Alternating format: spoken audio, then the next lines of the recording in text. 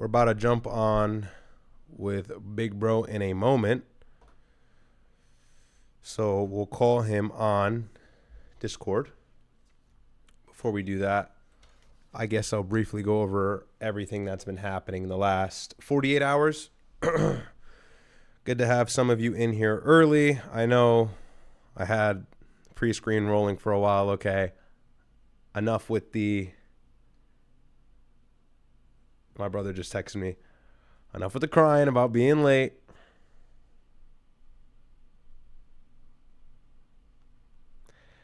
What's up? What's up? What's up? Let's get this show started.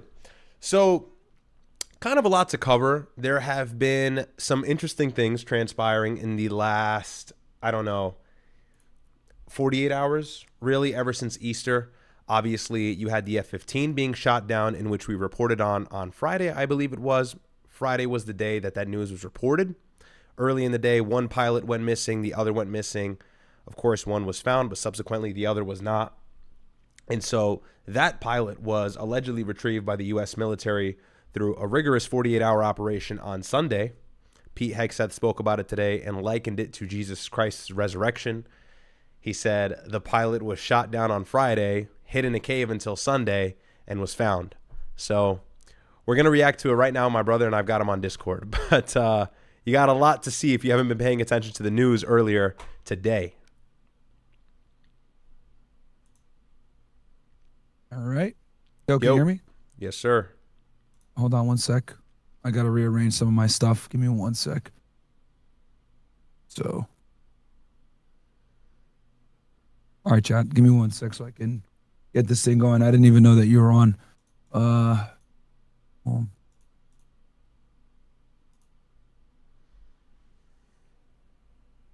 you just got on just now? I just got on, yeah. Okay. You're on pretty early. Well, we have after hours, so I had to get on sooner. Oh, yeah. Okay. I knew that, actually. I kind of forgot. Okay, and then let me... All right. You want me to play it, or you got it? I have it here, but it seems like you already started. Yeah, I already started. I literally... Yeah, you like perfect timing from your end. Perfect. Okay. All right, cool. Bam. All right. So...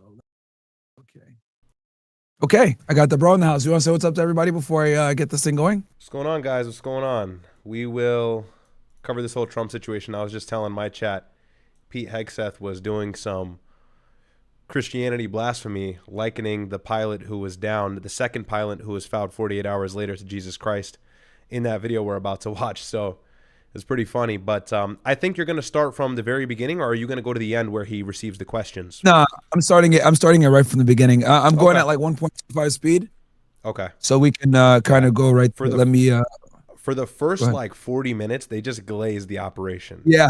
It's like, so it's like for the first 40 minutes, Trump is just like, it's the most amazing. I never seen anything like it before. I was listening to that shit crashing out, but yeah, no, it'll be good for everybody to see, because I'm sure no one watched it. It was during work hours, so. Yeah, it was 1 p.m., yep. And landed alive. On Iranian soil, I immediately was asked to make a decision. I ordered the U.S. Armed Forces to do whatever was necessary to bring our brave warriors back home. A risky decision, because we could have ended up with 100 dead as opposed to 1 or 2. It's a hard decision to make. But in the United States military, we leave no American behind. We don't do it. Within hours, our armed forces deployed 21 military aircraft into hostile airspace, many flying at very low altitude, being shot. Look, let's slice through past the propaganda a little bit. Let's be honest here, guys. The other reason too why they can't leave anybody behind is because if that guy got captured, it would have been a political nightmare. Yeah. Okay. Like, don't let these guys fool you. Like, we love our soldiers so much and we're not going to let them go. Like, let's also be extremely honest and candid here that if they let him like just stick around, or they didn't grab him, it would have been a political nightmare, dude. Bad. Yeah. Really bad. Captured U.S. pilot, that would subjugate Trump to a whole another level of criticism, a level that he hasn't received yet. So I think when he had found out that the second pilot was not found, Second AOC was not found, he realized, okay, maybe it's time to launch this operation. Because Pete Hegseth had said later, and this will watch it, he said Trump gave no hesitation. He said right away to start the mission and rescue this guy. So it's obvious. I mean, look, that's American tradition, right? In war, leave no man behind. But ultimately, it's really because politically this would look really bad if that guy got captured. And Iran would weaponize it. 100%. So let's be, you guys know me and my brother are not going to lie to y'all. So we're telling you guys what it really is. It's not so, obviously, yes, there is a deep care for our servicemen, but also understand that this would be the end of Trump's career of his presidency. He would get impeached, actually. You know what? If the pilot got caught, Trump would actually get impeached. They'd get the 67 votes and impeach him, and he'd go to jail. 100%. Well, the Democrats already have a laundry list of things they're going to weaponize against him in November. This would be, unfortunately, the cherry on top. And it's like, you've got so many things you can pick as to what you want to persecute him with. You've got the war, you've got Venezuela, now you've got the fact that a pilot was captured and tortured in this war, which the IRGC likely could have done. We all know there could have been different outcomes to them capturing him, but they would have weaponized it politically against Trump, and that's their goal. The IRGC said, we want to stretch this to November in order to make Trump feel it. We don't want to give him a political off-ramp where he looks good. Absolutely. That's it would have been really bad. So obviously, don't get it twisted. Me and my brother are super happy. I mean, I went live to break the news that he got found and rescued, but also understand that, Pete Hegseth, Trump, Kane, all these guys are not as selfless as you think. There's a lot of political stake here. If he had been captured, it would have been a fucking nightmare for Trump. By bullets. You bring rifles into play when you go in that low. Like, could you imagine a pilot with more than likely a top secret SCI getting captured in Iran for an optional war? Huge compromise. And what they were doing, they were fighting very hard on the ground. There was tons of desperation to get this guy, and of course, no man behind whatever. He's a service member, and so I'm glad that they found him. But they were killing a lot of IRGC members who were scattering the area trying to find the guy, because initially when the strike had happened, or initially when the guy hit the ground, allegedly he was like 200 kilometers away from the initial pilot who was found right away. This guy was lost for 48 hours. But the IRGC and the government as a whole let out a notice to the people that if you find this guy, there's a big cash reward. And so not only did you have IRGC guys, the official military body of Iran, searching for him, but you probably had rogue militias, civilians who took up arms, who knows, maybe even Kurds. Everybody was scattering, trying to find this guy. And the United States had to work overtime. And so that's why we had so much air presence at the time, as well as the fact that we try to divert, kind of distract them, get them guessing into what direction we were actually trying to rescue the guy. But it was a very 60,000 U.S. very roughly aggressive operation to rescue him. Yep. But there are also certain advantages. And in broad daylight over Iran for 7 hours, at times facing very, very heavy enemy fire. We have a helicopter that's got a lot of bullets in it. Do you know how many IRGC people they killed, or how many people died? I don't know. I haven't seen an official number. I've been reading the news all day today. I haven't been able to find any confirmation. However, I know Pete Hegseth and the Joint Chiefs of Staff are going to have another conference tomorrow, and they'll probably go into detail about that. Yeah, so they'll probably cover that tomorrow. Yeah, fair enough. Amazing. And they're going to glaze even more. Oh my God! Realize how good those weapons are. Our machines are. Nobody has the equipment that we have, and nobody has the military that we have. Not even close. Yeah, me and my brother warned you. There's going to be a lot of glazing of military firepower, so we'll kind of cut through a lot of the bullshit for you guys. We already watched this, so you guys don't have to. The most powerful military anywhere in the world by far. The flight crews and warfighters aboard those aircraft took extraordinary risks to rescue their fellow service members. This first wave of search and rescue forces successfully located the pilot of the F-15, and he was extracted from enemy territory by an HH-60 Jolly Green II helicopter. Fabulous machine as our warriors faced gunfire at very close range. It's amazing that when you look at the machinery, what happened, that nobody was even injured. Meanwhile, the second crew member, a weapons system officer, highly respected colonel, had landed a significant distance away from the pilot when you're going at those speeds. Yo, is it normal for a fucking colonel? What is that, like a 06 or something like that? To be to be a weapons systems officer? Yeah. That was a little weird too.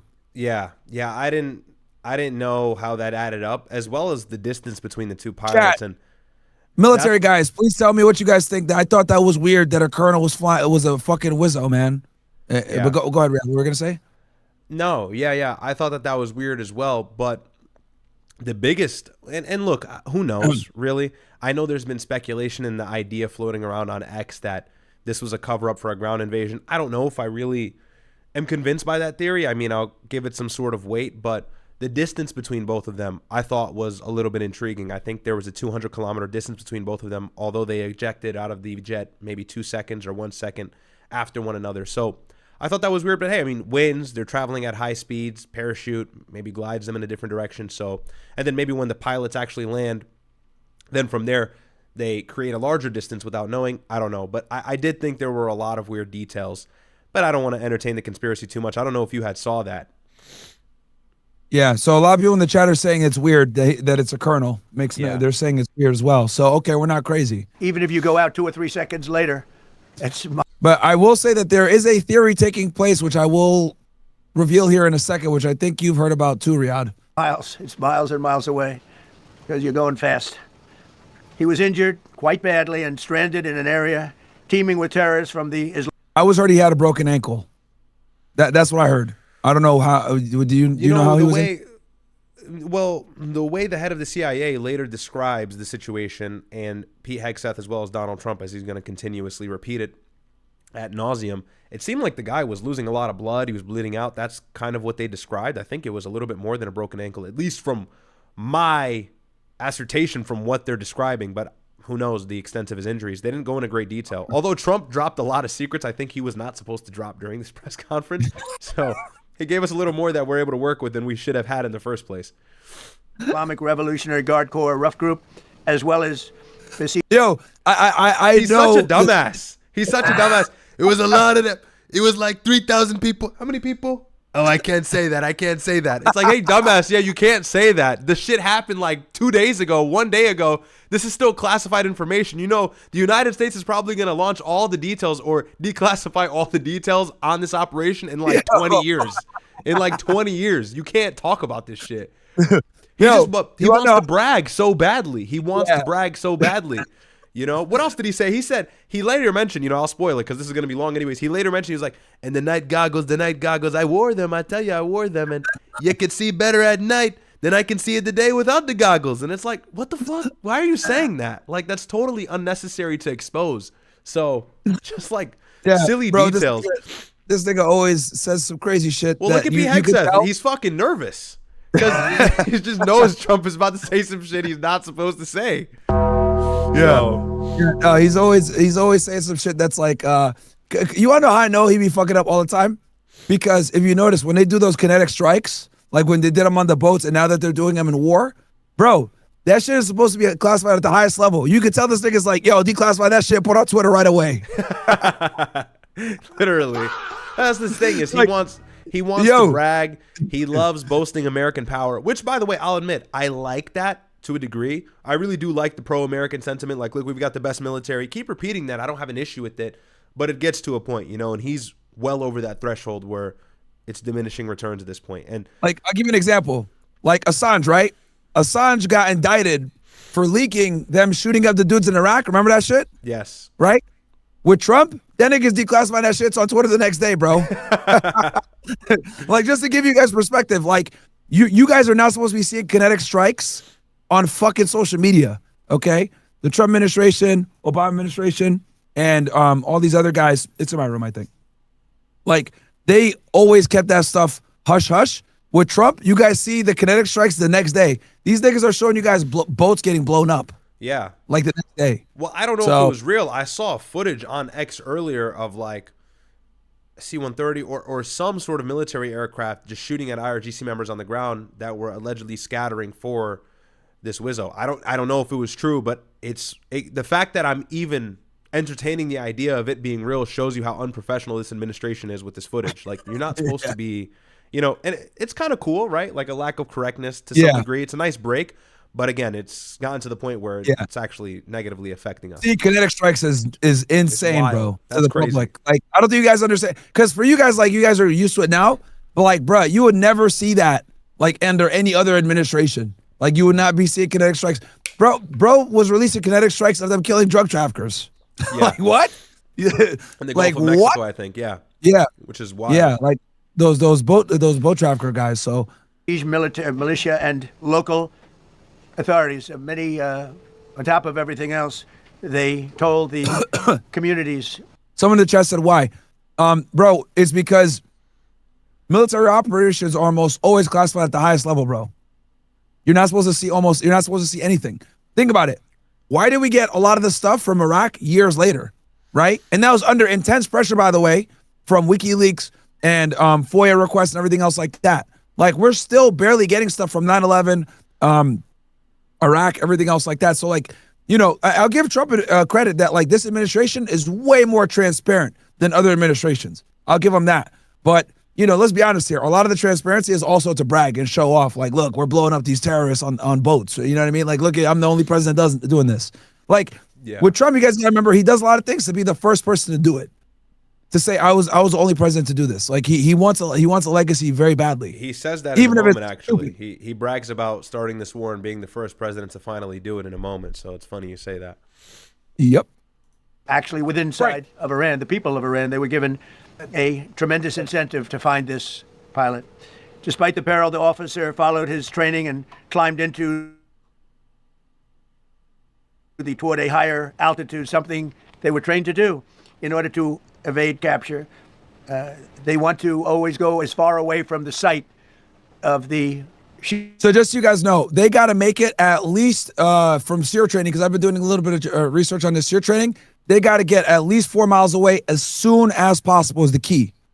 4 miles away is like the first thing they have to do is get away from there immediately. Grab their stuff, whatever they have, their sidearm, their survival kit, their beacon, everything else like that. 4 miles is the first goal, is to get out of that circle. Go ahead, Ryad.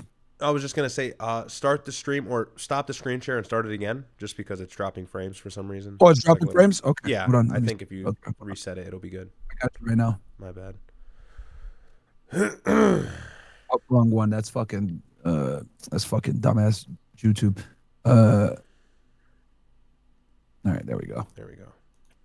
Want to go as far away because they Is that better? right to that site. You want to be as far away as you can. And he was injured, and he was an amazing. Yeah, and the target's 4 miles, chat. Thing.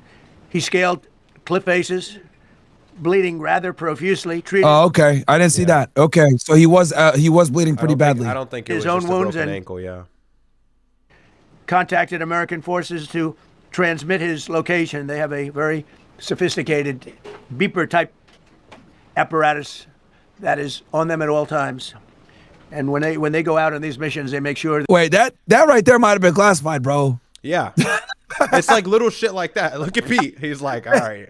You were not supposed to say that. Beeper type apparatus. Write that down. Write that down. Every other country in the world. Like, you can't, you know, too much detail. And as I was listening to this live, I'm not going to lie. When John Ratcliffe, director of the CIA, and Pete Hegseth took to the podium and actually started speaking, you know, even though, you know how I feel about those guys, it was a nice break, man, because there is a level of professionalism that's missing. With that. And for better or worse, right? For better or worse sometimes, but in this situation, for much worse. Yeah, you can tell. Yeah, bro. Pete's already uncomfortable. Like, nigga, that's SCI. What are you doing? Yeah. What are you doing? They have lots of battery space, and they're in good shape. And this one worked really well, amazingly, saved his life. We immediately mobilized a massive operation to retrieve him from the mountain holdout, and he kept going higher and higher. Bro, you know those Chinese niggas are taking notes. Yeah, bro. As if they don't already have a plethora of information from our aircrafts being so present in Iranian airspace for the last 40 days. You know, now you got Trump going beeper apparatus, talking about what's on the jets. It gets worse, you know? It gets worse. He keeps going. Higher, the mountain kept getting rougher and rougher, and really very, very hard to find. The second rescue. Well, don't forget, bro, 155 aircraft. A big part of the evidence against him in his classified documents case was giving national defense information on Iran, and he told some random bitch this during an interview. Yeah, that was the part. They had him recorded. That's why I tell people all the time, the thing that was going to mess Trump up the most, that he would have had the hardest time fighting, was the classified document case against him in South Florida. When they found all those documents at Mar-a-Lago, I was like, yeah, he's cooked on that. Because not only did they have all those documents, which you can't have in that area because it's all considered NDI, National Defense Information, regardless of classification, by the way, chat. People say all the time, oh, Martin, well, he declassified all that stuff. let's assume he declassified all of it. It doesn't matter. It's not national defense information. It needs to be held a certain way, regardless of classification, like military shit. So one of the things, he had said some stuff about Iran to like a reporter or some random chick that didn't have a clearance. That was NDI. They had it on recording. So that would have cooked him anyway. And like, it was the same exact thing. Like, oh yeah, we have all this technology, blah, blah, all this other stuff. Like, you could tell he's almost fascinated by himself, and he'd be bragging about that shit. Including 4 bombers, 64 fighters, 48 refueling tankers, 13 rescue aircraft, and more. We were bringing them all over, and a lot of it was subterfuge. We wanted to have them think he was in a different location because they had a vast military force out there. Thousands of people were looking. So we wanted them to look in different areas. So we were scattered all over like we were right on top of them. We had 7 different locations where they thought, and they were very confused. They said, well, wait a minute, they've got groups here, they've got groups there. It's an amazing thing. I was listening to these great people, these great generals. General Raisin Kane was amazing, and Pete Hegseth was amazing. But I listened to the whole thing, it was pretty amazing. So they had all these different sites where everybody thought he was located. We think we have him over there because they have 9 planes circling a little area that's 25 miles down the coast. So in a breathtaking show of skill and precision, lethality and force, America's military descended on the area, the real area, engaged the enemy, rescued the stranded officer, destroyed all threats, and exited Iranian territory while taking no casualties of any kind. I don't know about that one. But, you know, let's go and assume that there were no casualties. But I know they got fucked up though. There were some wounded, and they got some. No way there wasn't aircraft one destroyed. Yeah, no way there wasn't one. The heroic F-15. And obviously he has to aggrandize the operation and make it seem flawless, right, on its face. But as time progresses, the truth will unveil itself, whether it's from Iran or somebody in the U.S. Department, and we'll probably find that a couple soldiers. A lot of these dudes that went in to get them are special forces, and they're basically spooks. They don't exist. Yeah. So if they did die, it wouldn't matter. Like, I don't mean as in it wouldn't matter, but I mean as in it'd be a lot easier for them to conceal, to cover it their up. death. Yeah, these guys are CIA. Precisely. You know what I'm saying? So and like the guys that went in to save him, that's literally what they exist for within the military. That's their whole job. So that's they're ghosts. That's the whole idea of it. So it's very easy for Trump to lie about it. Exactly. Because I know for a fact that like in Dubai and a lot of these Gulf countries, when Iran was first hitting these strikes after they destroyed the military bases, they hit a bunch of like offices and random hotel rooms. Those guys were intelligence. And they're not going to report those casualties because those guys don't exist. Iran has struck the UAE allegedly 1,500 times in these last 35 days. There's certainly a lot more, at the minimum, injured U.S. personnel than we're being told. That's for sure. 100%. That's for sure. So, and these guys that went to go get them, we're talking Delta Force, you know, potentially SEALs, whatever it is. All these guys don't exist on paper. So they're gonna. So if they do, and the CIA doesn't report casualties in country. So if they do get killed, Trump's not going to report that, obviously. Weapons system officer had evaded capture on the ground in Iran for almost 48 hours. That's a long time when you're in tough shape and when you're bleeding. It's a long time. When we left, as you probably know, we had 2 large planes, pretty old planes. They carried a lot. We needed a lot more equipment going in than coming out, obviously, because going in, we needed to be able to scale mountains, and we had a lot of equipment. See, but the sand was sandy, wet sand. So we thought there may be a problem taking off. Go ahead. No, that was what's sus, and I don't want to do too much on the theory now because I know it'll have its own bit and segment, but using the large planes, these C-130s that carry around 70 to 100 soldiers, usually, unless they were empty as a diversion, which is a potentiality as well, if that's the case, that just doesn't add up from a military standpoint. And this is what all the expert guys are saying. You know, in these X spaces, online, in these articles I'm reading, a lot of people are skeptical about this invasion or this operation because of the fact that they use like really weird equipment that you wouldn't use for such an operation. These planes are not nimble, they're large. You know, you're looking for a guy, you're trying to stay low, stay healthy. You get into it right now. You want to tell them what the theory is? You want me to tell them, or you want to go into it? I mentioned it briefly earlier, but no, that's the theory. The theory is, if you guys don't know, there's been an alternative idea as to what happened here floating around online, primarily X, that this was a ground invasion to seize uranium and destroy missile launch pads covered up as a rescue mission, or either it was a rescue mission and then they seized that opportunity to launch such an operation. But there are people saying that there was no pilot who was missing. They had uncovered them. They just used this as a reason to get inside of the region, where it was, I think, 200 kilometers south of Isfahan, and actually seize the uranium in the area that I'm assuming Intel gave them the go-ahead on, as well as either bomb these nuclear bunkers or destroy these missile launchers or the missile munitions themselves, which are allegedly located in this area. That's kind of the idea floating, that this was a failed ground invasion and the IRGC resisted heavily and we had to pull out. Go ahead. Yeah. What do you think? Yeah, no. What I think is after watching, because I've watched a couple of people talk about this, and it makes a lot of sense. What I think was happening was they were establishing a forward operating base, like kind of like a temporary base of operations, and then this kicked off and they had to show they had to reveal themselves. That's what I think happened. Is like that F-15 might have been a part of that, because here's the other thing too. They mobilized extremely quickly once that jet went down. So so they went down. They went down. I think that F-15 might have been a part of the forward operating base, right? And they were supposed to be there in a clandestine fashion. No one would know they were there, so that they can launch this assault. Because for those of you that are wondering, they're roughly 25 miles away from one of the nuclear bases. Yeah. And for those of you that don't know, there's somewhere around 200 to 400 kilograms of highly enriched uranium at about 60% enrichment, right? So what they're trying to do is they're trying to find and capture this uranium. So what they basically were thinking was like, okay, why would AC-130s be in this area? This doesn't make sense. This is a aircraft, fixed wing, big as hell, huge target. This is used to transport a large amount of soldiers. So the fact that there were two in the area made them think they might have had some kind of shop set up, and what ended up happening was this pilot went missing, and they had to basically say, all right, well, we have to mobilize and save this guy, even if that means we burn this location. And that's why the C-130s got basically destroyed.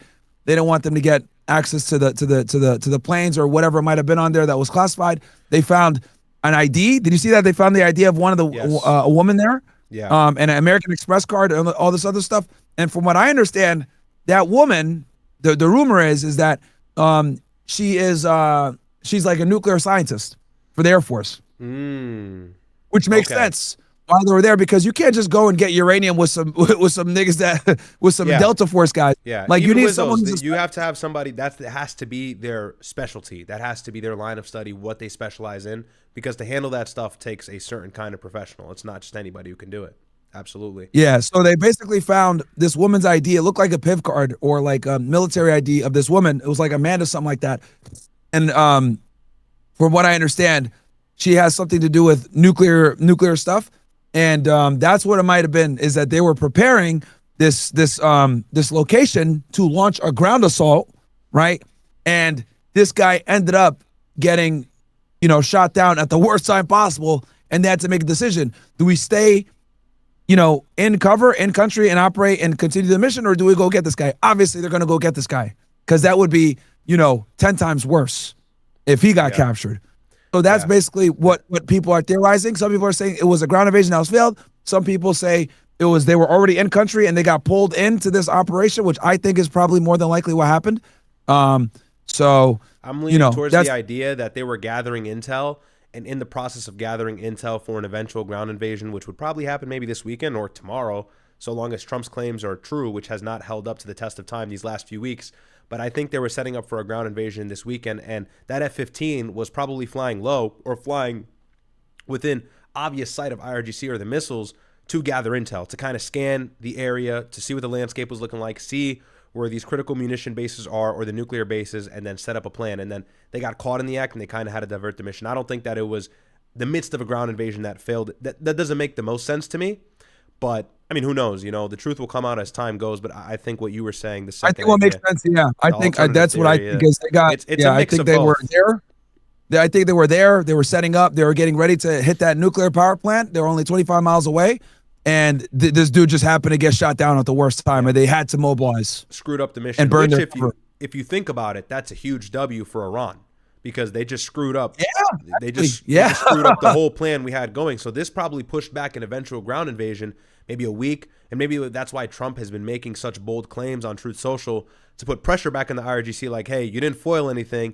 don't lax up now. That's kind of what I'm getting from, as well as the fact that maybe he's just trying to manipulate or and the control things that stock prices. make me and my brother think this, chat, is because like the AC-130 like has no business being involved in an operation like it's that. Meant That's for like what the giveaway was. Soldiers, military equipment. It's huge. It's not nimble. It's not elusive. It's loud. It's everything you wouldn't want in some sort of stealth operation. And what's more of a stealth operation than recovering a pilot in the middle of enemy territory at night on some rogue mountain, you know, inside of a cave. And so obviously they use Pave Hawks. I think the Joint Chiefs of Staff actually mentions that later on, although I can't remember right now. But there was a lot of use of like unnecessary military equipment or aircraft equipment from, you know, being too loud and not covert. But who knows? Maybe that was the part of the diversion. Maybe that was to distract. Maybe that was to get the IRGC confused, because allegedly they did get the guy, which I hope is true. And, you know, I hope it did work out smoothly. But I would doubt that there were no casualties. No way. No way. There were way too many armed guards on the ground scattering for this guy. You think no one got hurt? You're insane. And the other thing, too, is like, you know what the other giveaway is? How was the CIA so involved in this? Yeah.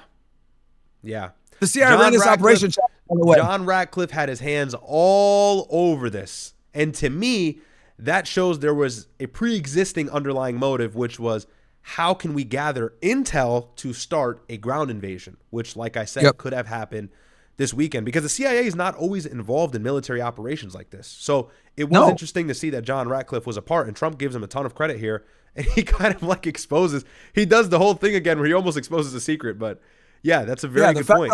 The fact that the CIA literally ran the entire extraction operation tells me that they were there in the first place, which is how they had all this knowledge and information to, because just so you guys know, they had eyes on him like the whole time. They had eyes on him for like damn near the whole time. That's why they were able to kind of, you know, create an enormous amount of pressure and all these diversion tactics, because they knew where he was. So the fact that the CIA had such a hand in this extraction operation tells me that they were there in the first place. Also, they probably lost some operatives, and they don't have to disclose that because these guys are off the books. You know what I mean? So, so any casualties they would have had, they don't have to disclose. Yeah.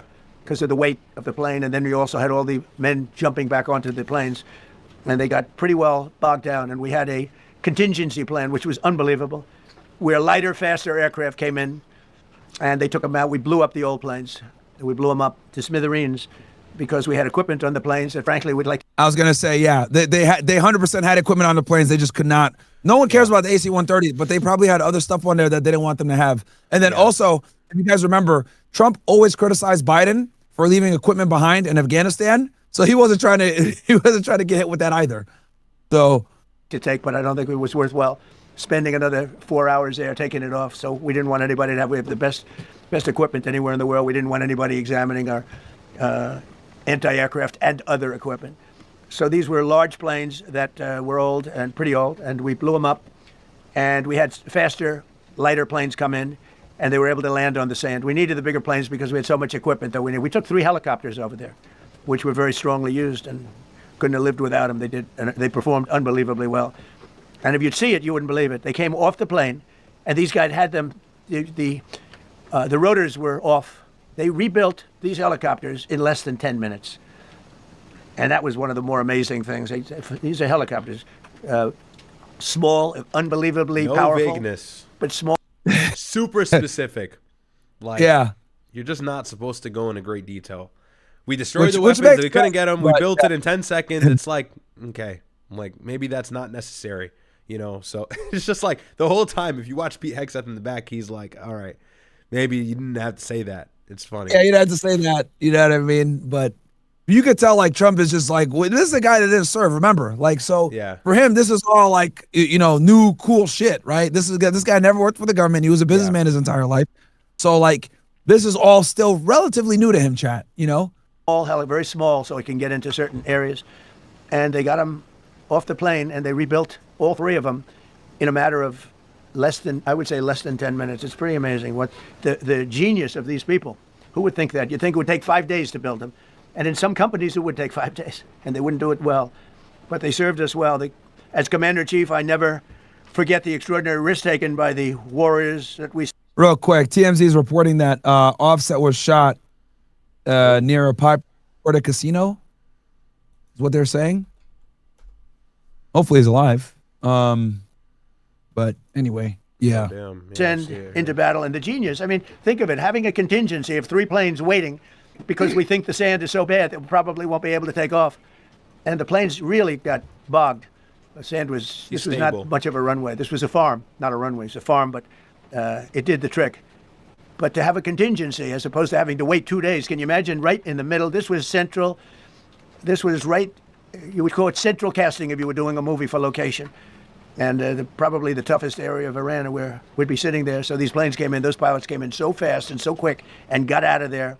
Everybody got aboard and just got 15-minute intervals. 1 load out, 1 load out, 1 load out. It happened, and we were watching. So Marandi, bro, just tweeted 5 hours ago, evacuate the UAE, Saudi Arabia, Bahrain, Kuwait, and the Qatar immediately. The Islamic Republic of Iran will destroy all critical infrastructure of these regimes as soon as the FC Coalition, that's a crazy name, nigga. The FC Coalition targets the critical infrastructure of the Iranian people. Yeah.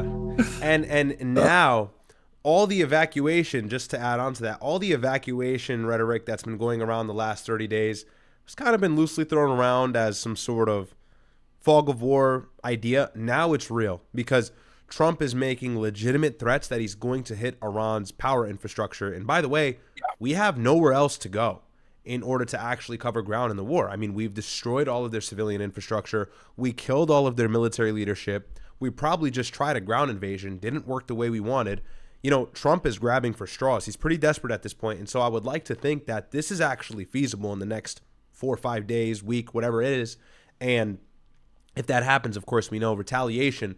Iran already has these launch pads aimed at every single piece of critical infrastructure for energy throughout all the Gulf countries: Saudi Arabia, Bahrain, UAE, and Kuwait. Most likely those 4 countries is what I'm thinking, and those are going to be the first targets because Kuwait was already hit. The desalination water plant was hit about a week ago, and we reported on that. And so Iran showed, they flirted with the idea, hey, we can hit this, just so you know. Yep. Also, yo, Alex, thank you so much for the 45 gifted. Thank you, bro. So guys, that's what I'm going to do. I'm going to get off of JTube, okay? Come on over to kick.com/MyronGainsX, and then I'm going to drop the link for you guys. Also, open up a tab and watch my brother as well. Drop the Kick link and my brother's link, guys. So we have, if you guys are watching the show, do me a favor, give both of us a view, helps both the channels out. I'm going to be on Kick, he's going to be on YouTube. So follow both guys. I'm going to end my YouTube stream here. So open up a tab, come watch on Kick, and then also open up a tab and watch my bro on YouTube as well. His channel is called Ryad's Report, okay? But I'm gonna switch here in like the next minute or so. So I'll give you guys a little bit of time to move on over. Mods, drop the links in the YouTube chat for them, please. And we said that's amazing. It's, in many ways, I was almost more impressed by the contingency that we had than the fact that, you know, if we would have had a runway or decent soil, but it was an amazing thing. But we thank God for every single one of them and the talent. The genius is not even talent, it's genius. It's the whole ball game, every one of them.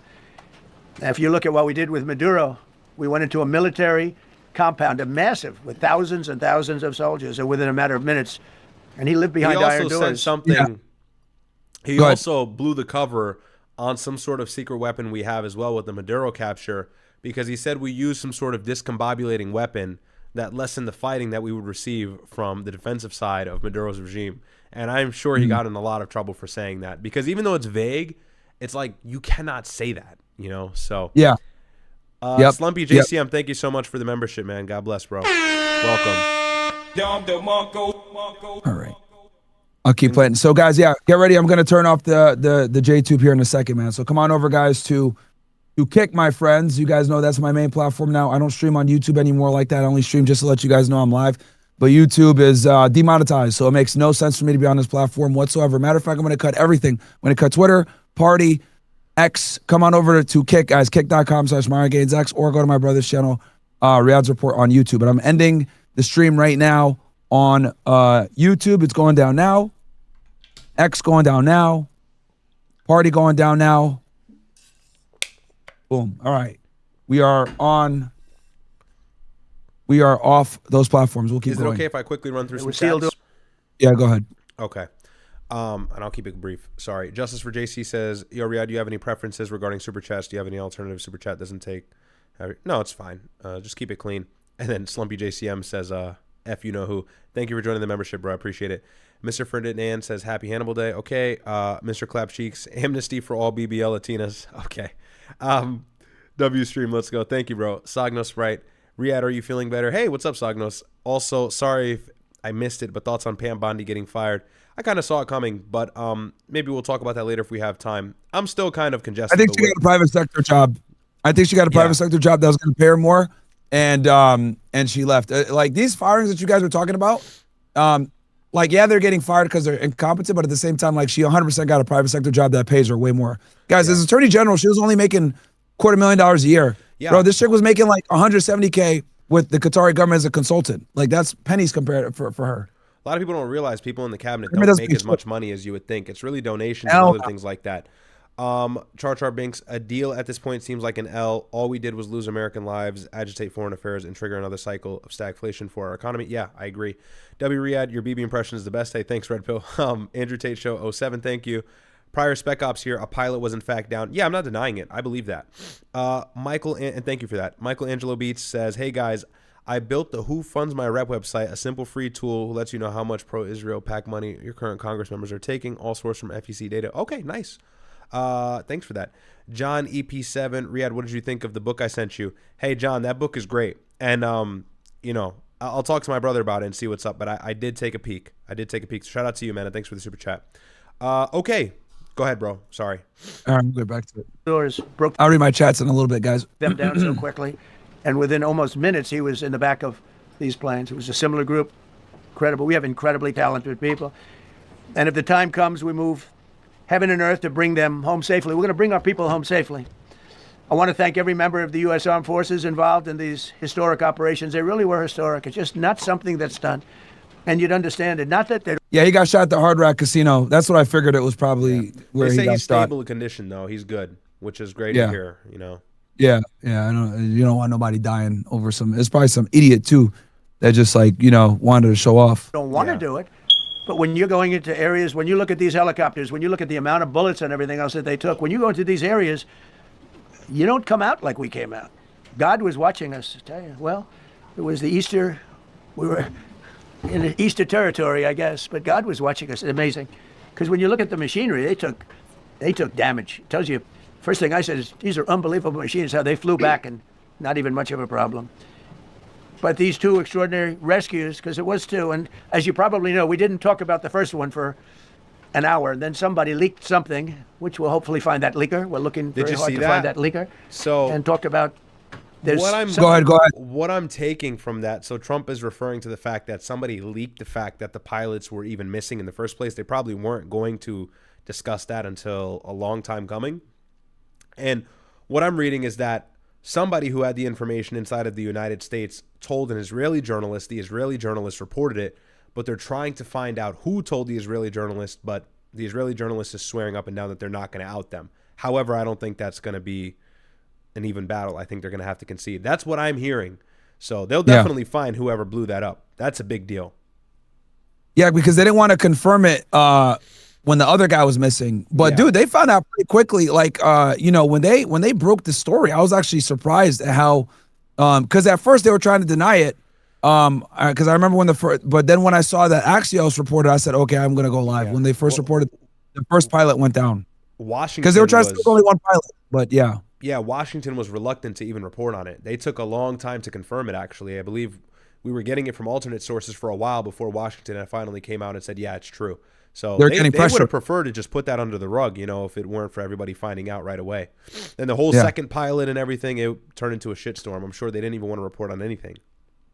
Soragno Diddy says, yes, I agree. The woman was most likely an engineer or scientist that specialized in identifying transported radioactive material. 100%, bro. Yeah, guys, you can't just have, like, the operators there. You need people that are actually specialists when it comes to handling and dealing with nuclear material. That's a whole other world. Missing. They basically said that we have one and there's somebody missing. Well, they didn't know there was somebody missing until this leaker gave the information. So whoever it was, we think we'll be able to find it out because we're going to go to the... Yeah, and the FBI is 100% probably going to go after that person for espionage, probably. Media company that released it. And they need to reprimand that dumbass lady for dropping her shit. Just blew the whole story, bro. Yeah. Stupid. Yeah. That's a bigger deal than whoever blew this up. She had a visa to Israel, bro. Like, bro, man, cooked. Bro, they need to reprimand her ass, bro. Stop leaving your shit everywhere. You just blew the whole covert mission, bro. Dumbass chick, bro. Or go to jail. And we know who, and you know who we're talking about. There's some things you can't do, because when they did that, all of a sudden, Meanwhile, Trump casually just dropped a bunch of classified information during his brief in the past 10 minutes. He keeps going, too. Country of It's Iran funny. knew that there was a pilot that was somewhere on their land that was fighting. Michelangelo, Ryad, and Myron are the goats And it in the also space made right it now. much Thank you more so much for the super chat, man. For the pilots and for the people going in to search for him. All of a sudden, they know that there's somebody out there. They see all these planes coming Michael, in. you're It the goat. became a much more difficult operation because a leaker leaked that we have one, we've rescued one, but there's another one out there that we're trying to get. So actually, the country, Iran, put out a major notice, you all saw it, offering a very big award for anybody that captures the pilot. So in addition to a hostile, very talented, very good, very evil military, we had millions of people trying to get an award. So when you add that to it, but we have to find that leaker because that's a sick person. Probably didn't realize the extent of how bad it was. I can't imagine that the person did, but we're going to find out. It's national security, and the person that did the story will go to jail if he doesn't say, and that doesn't last long. And I think everybody would understand it. They put this mission at great risk. We'll see what happens, man. Journalists normally protect their sources very strongly, so we'll see. Put that man at great risk, and they put the hundreds of people that went in looking for him, because everyone now knows that we're going in. Over the past 37 days, America's armed forces have carried out more than 10,000 combat flights over Iran, unheard of, striking more than 13,000 targets. The F-15 we lost last week was the first manned Shout out to One Chest, the official trainer of the OSS, representing my brother. He helps you get in shape. Check out the link in his super chat. It's right there. Sign up and get in shape for the summer. It's right around the corner. Shout out to you, One Chest. both of them back. But it's a record that is unparalleled in the history of military air operations. Nobody's ever seen anything like it. It's such an honor to be involved with it. We were up late at night, and then we were waiting for those contingent planes to come in, and we say, come on, let's go, get in, because they're waiting out on this farm without a runway, with wet, crummy soil, sand, mostly sand, wet sand, and it This is probably classified information too right now. eats planes alive, and we're waiting, and we're saying, I hope that one can land and take off. You want to know And something? they came in like magic. Look, Hegseth, he's looking down at the floor like, damn, bro. That's nervous body Come on, language. man. That is Yeah. nervous, anxious body language. He's just looking down, praying this guy stops talking. Yeah. He's like, oh, my God. Boom, boom, boom, one after another. It was like genius. I'm so impressed by that. Because we were a little concerned. We said, boy, if they don't get in and get up fast, we're sitting in them. And that's called Iran Prime, right, General? That's where the whole bet is. And here we That's Iran Prime. You fucking idiot. Shut up. are sitting there waiting for. So stupid, No, you bro. know, He's so Kane, bro. stupid. No, their buttholes are clenched, bro. They're like, oh, like those Yeah. niggas are like, oh my God, bro. You like, know? please. man, Not please. smiling, look it down, hands folded. Just top to bottom, man. You can't have this guy talk about military operations ever. They need to sit. I get it. He's the president. And it does seem like there's some hierarchical fear factor because Pete Hegseth never hesitates to praise Trump, like overpraise him. If you've been paying attention, he praises him hard. They gotta sit him down. Well, keep in mind, bro, before he's these going to be briefings. there. Bro, this guy, keep in mind, Hegseth would have never got this job if it weren't for Trump, bro. He had a whole bunch of scandals, cheating on his wife, being an alcoholic, you know, doing all the crazy shit, right? Being a womanizer, like, you know, showing up at Fox, drunk as fucking shit like that, smell like booze. Like, if it weren't for Trump, this guy would have never got a position like this. So he's very, you know, he obviously defends Trump quite a bit, but he's a loyalist, right? And that's why Trump put him there.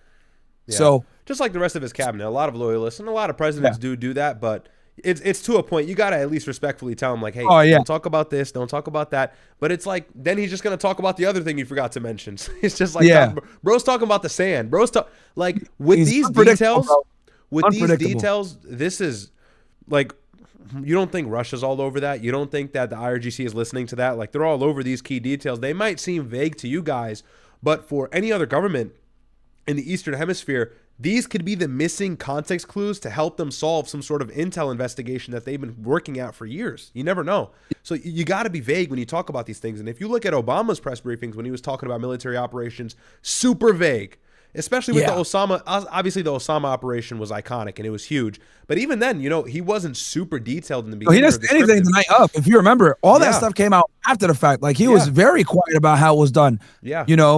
We disposed of the body in a way that is accordance with Islamic faith and tradition, and the operation we killed Osama bin Laden, and that's kind of it, bro. You had to wait later on to get the news. And I bet you there's details about that operation that we still may not know or never got the full break of it until way later.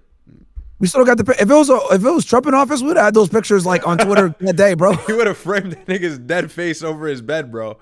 He would have went crazy. He would have went crazy. Trump would have released that shit immediately, bro. And to this day, we still don't have the pictures. Yeah. So it's very true. That is very true. But they came in so fast and so hard, and these guys knew exactly what. Let's go. Come on. Get in. Let's go. Blah. They came one right after another. Not at the same time. They don't want to come at the same time. They had to come right after each other. They didn't have any room. There was barely any room to land. Tiny little patch of very wet earth and sand. So I'm so proud of the people that I have standing up here with me and many others that worked. I mean, so many. Steve Witkoff's over here. He's doing fantastically. Jared Kushner. But the people that are here. Bro, keep it 1,000 with you, bro. Steve Witkoff and Jared Kushner are the two stupidest motherfuckers. Like, I can't believe that they are the negotiating team, bro. So I'm going to put blame on these niggas for us being in this war, bro. Yeah, 100%. They need more blame for dragging us into this war. After that Omani representative went on CBS and talked about the deal that he manufactured and they still bombed the next day, I was like, bro. Like, you should have known that they weren't serious when he sent those two fucking clowns. Yeah, 100%. And he mentions Witkoff later, but, I he keeps referring to him. It's like, bro, Witkoff is a dumbass. Amazing. And I think I'm going to introduce the head of the CIA, and he is a man he's central casting, okay? If we cast a movie, he's going to play the head of the CIA. He's one of the few. And I want you guys to look at the contrast at how Ratcliffe speaks and how Trump talks. It was such a break. He did a phenomenal Oh my God. It was the biggest. That night. I was listening to this live, bro, and when he came on, I was like, finally, bro, a politician. And I get it. We love Trump's games, and he's funny and he's witty, you got to admit, no matter how much you hate him. And I'll always concede to that. Like, Trump is entertaining, and I love that about him. But now is not the time. Like, we're talking about a serious operation. We're in the middle of a huge war, one that we're effectively losing. Blah. You saw the plane leave the ground. Blah. Nigga, blah what, bro? You got to get to the business, man. Keep it critical. Thing that I don't know if you want to talk about it. If you want, you can. I'm not sure you're supposed to. I'm not going to talk about it. But the CIA was very responsible for. I'm not going to talk about it, but I am going to talk about it. And then talks about it. It's literally. Literally. An expression on one of the shows, a general was talking about, it's like finding a needle in a haystack, finding this pilot. And the CIA was unbelievable. And you may, if you can, you'll talk, it might be classified, in which case I'd have to put him in jail if he talks about it. And I don't want to put him in jail. He doesn't deserve that. So John, do you want to say a few words? Thank you. Thank you, Mr. President. It's a privilege to be here with you today to share what we can. Easy Money Karsten, thank you so much, man. Big fan from Norway. Stay up to 5 a.m. By the way, for those of you that might be wondering, bruh, bad. Oh, yeah, full-fledged. Bad. Super bad with I got good photos. With the Israelis. Yeah. It's bad, bro. The ingenuity and bravery. Easy Money Carson, thank you so much for the 25. I don't even know what currency that is. That's Norway currency. God bless you, man. Thank you. And then Justice for JC, Ryad, it would be interesting to hear your take on history, how them boys took over everything slowly. Yeah, one day. I got to be careful because of the platform. But thank you so much for the super chat. And Carson, thank you, man. Appreciate it. In Operation Midnight Hammer last summer, we witnessed it in Venezuela during Operation Absolute Resolve. We've seen that Venezuelan operation, dude, was literally the beginning of the end, dude. Yeah. They did it so smooth, and they got so fucking cocky, and that's what's led to these fucking problems, bro. It screwed up Trump's perception of reality, 100%. Yeah, dude. He certainly overestimated the U.S. military after that operation, because honestly, there's an element of luck to that operation. That went way too smooth. I get it. We're so much more powerful. We've got the best intelligence in the world, the best special ops, but even then, that was a one-off. It's never going to be like that, especially Iran, Yeah. Yeah, like you got like Maduro and his like retarded soldiers that don't do anything, like a bunch of chalupa niggas. Yeah, right. Let's not forget Persia is a part of the world that has been persecuted for years. People have always tried to take over Persia, have failed miserably because of the landscape. Iran is militarily fortified because their neighbor wants to destroy them, and they've been ready for this since really the 80s and the 90s because Saddam Hussein tried first with U.S. backing. So there's no secret as to why. Like, it should have been very obvious to Donald Trump this would not be the same thing as Venezuela, but he ignored his intelligence go-aheads. He ignored all the people in his ear, because I can guarantee you every single one of these guys that's standing next to Trump all pleaded with him not to start this war. Even Pete Hegseth, but just because of the fact that he's so grateful Trump gave him some sort of legitimacy, he's just on board no matter what. But I can guarantee you all of these guys expressed some sort of concern for this war, which is why Pete Hegseth is firing the shit out of everybody, by the way, because they're all probably telling him, hey, this is bad. Hey, this is bad. And what we're going to try in the future, this plan is not going to work. Ground invasion isn't going to work. We need to pull out. And he doesn't want to hear it because Trump doesn't want to hear it. Yep. Seen it against the cartels in the Western Hemisphere, and we're seeing it every day in Operation Epic Fury, including this mission to rescue an aviator buried deep behind enemy lines. Because it is the unique tradition of the U.S. Armed Forces that we leave no man or woman behind. This was a no-fail mission. By the way, JC, shout out to you from Iceland. We got people all over the world watching. Cheers from Iceland. God bless, man. Or our airmen down.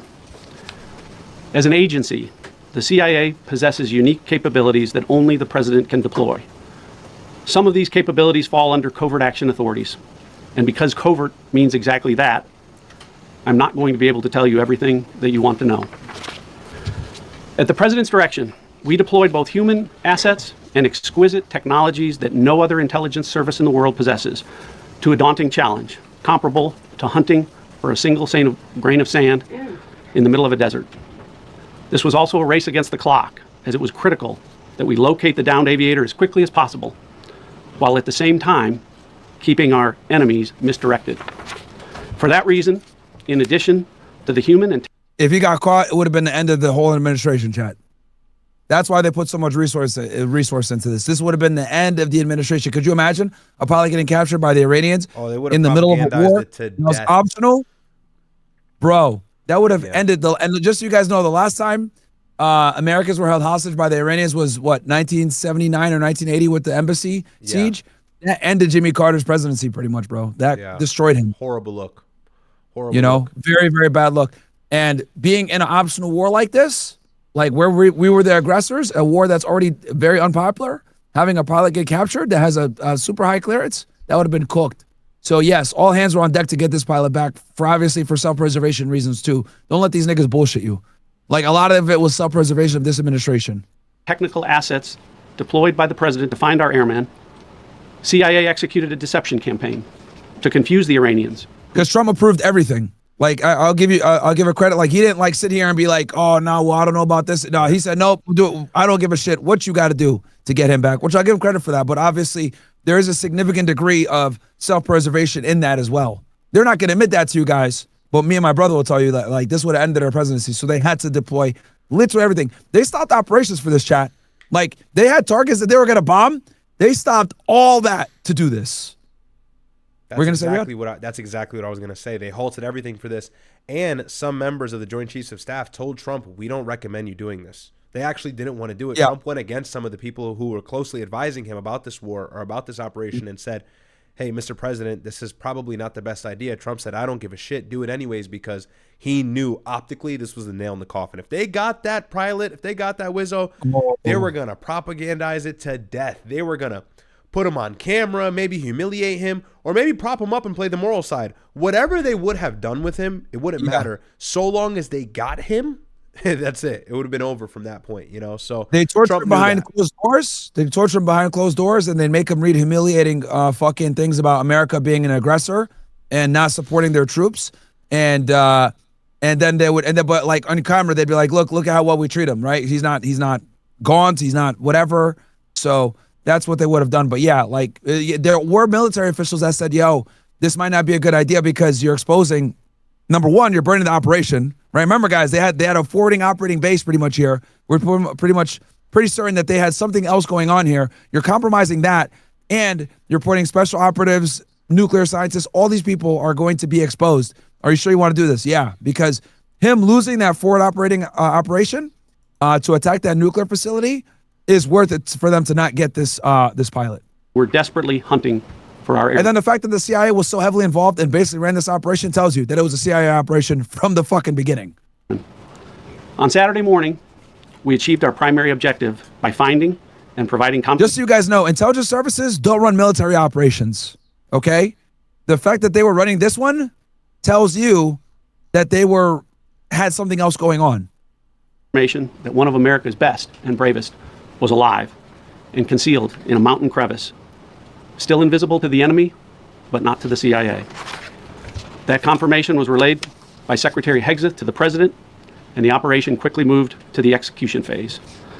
Following the successful exfiltration on Saturday night, our intelligence reflects that the Iranians were embarrassed and ultimately humiliated by the success of this audacious rescue mission. They shot you down. When the President asked me to lead the Dumbass. CIA, Hey, dumbass. They just shot one of your most sophisticated aircrafts out of the sky with some probably not that complicated missile in which you said it was lucky. Then you scattered for 48 hours, probably spent millions of dollars panicking for 2 days straight to find this pilot who is gravely injured, and now we're aggrandizing this like it's some sort of victory. Like, I can't believe they spoke about this for an hour and 48 minutes. It was great. We did the best. We're the best. Hey, you started never the got issue. shot down. Yeah, never like, should have shot down. Why Should are we never been starting in the there. middle? Yeah, we're starting in the middle. And It's like, here's the other thing too. You know what else I thought about this? They were bragging forever, saying that they got air dominance. yeah, You know, you fucking lied to the American. And here's the thing: most of the American public doesn't understand. So it's air parity, air superiority, then air dominance. They're running around saying they got air supremacy / air dominance for like 2 weeks. Pete Hegseth, and they get shot down. And they got like four other aircraft shot down that day too. So F-16, a couple, if I remember correctly, AC-130s was it that were shot down? AC-130s, yeah, they were cooked. And then the Hog, A-10 Hogs or whatever. The Warthogs, one of those guys it was. too. The Warthogs, it yeah. was. And then you've got the F-35 that was allegedly shot as well. We don't know if that's completely Like true, 2 weeks but I think ago. it is. Yeah, a few weeks ago. Yeah. They 100% got shot down. It's just that they claim, oh, he did an emergency landing, so they don't count as a shoot down, but it was a shoot down. Yeah. 'Cause he had to The do an fact that it emergency got hit, landing. and that's an F-35, by the way. It's a Exactly. much more technologically advanced jet than the F-15. A lot That's quicker, not a supposed lot to get hit stealthier. ever. Yeah. And they used a heat-seeking missile for it. Because it's quite, it didn't even use regular radar. And then the F-15E that got shot down, they shot that down. They had there was a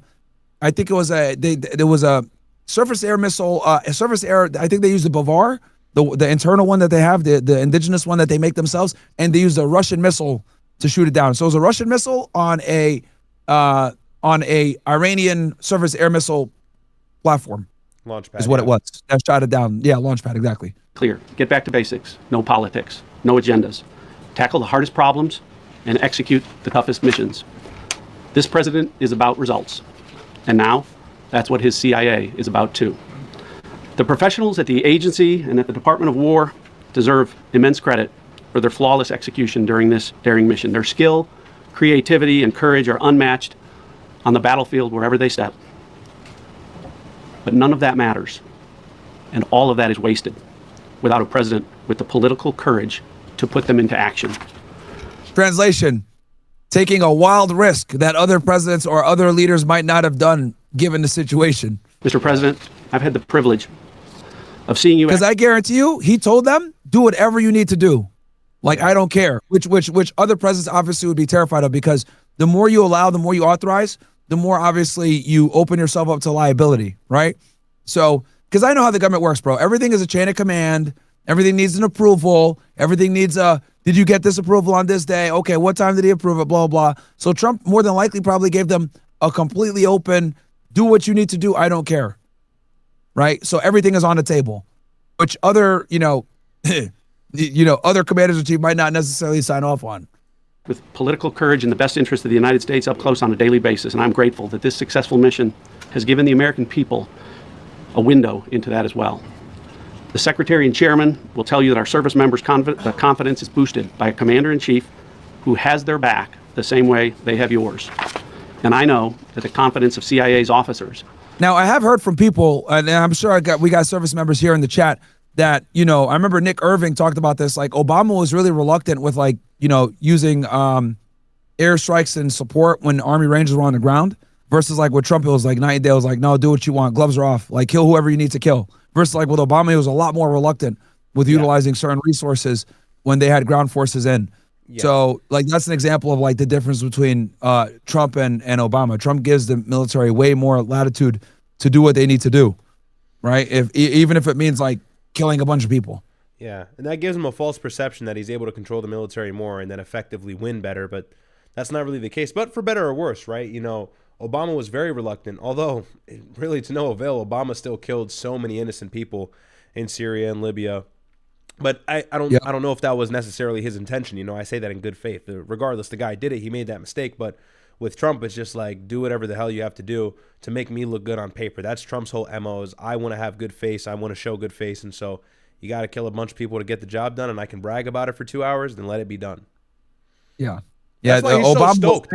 That's why he's so hyped, because he probably realized this is a huge risk. When they found out that they got the pilot, he was like, yes, I'm about to talk about this. It's like, if you really look at the last 4 or 5 weeks. And a lot of L's. This is the only micro win we have, you know, which is getting that pilot back. And I'll admit, you know, I'll concede here and I'll be gracious.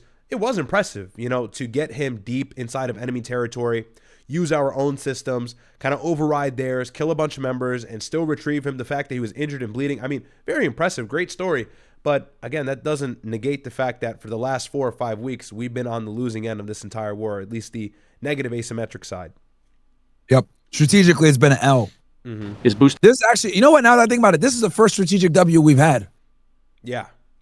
This is actually the first strategic W we've had in this conflict. At least symbolically, because we can say, well, we got the pilot back and we beat the IRGC to it, despite the fact that they were desperately trying to get him, in which they were. But if we dig deeper, this is actually a huge L because of the fact that this could have been an operation that could have materialized into something successful, like seizing uranium or destroying missile launch pads and then being able to brag about that. Instead, we got to be able to brag about finding one guy scattered in a mountain over 48 hours and banning our previous operation, which would actually have given us better bragging rights. So in a way, it's a W for the normies and the dummies, but for people like me and you or anybody who's in the stream who's been paying attention, we know this is a huge L.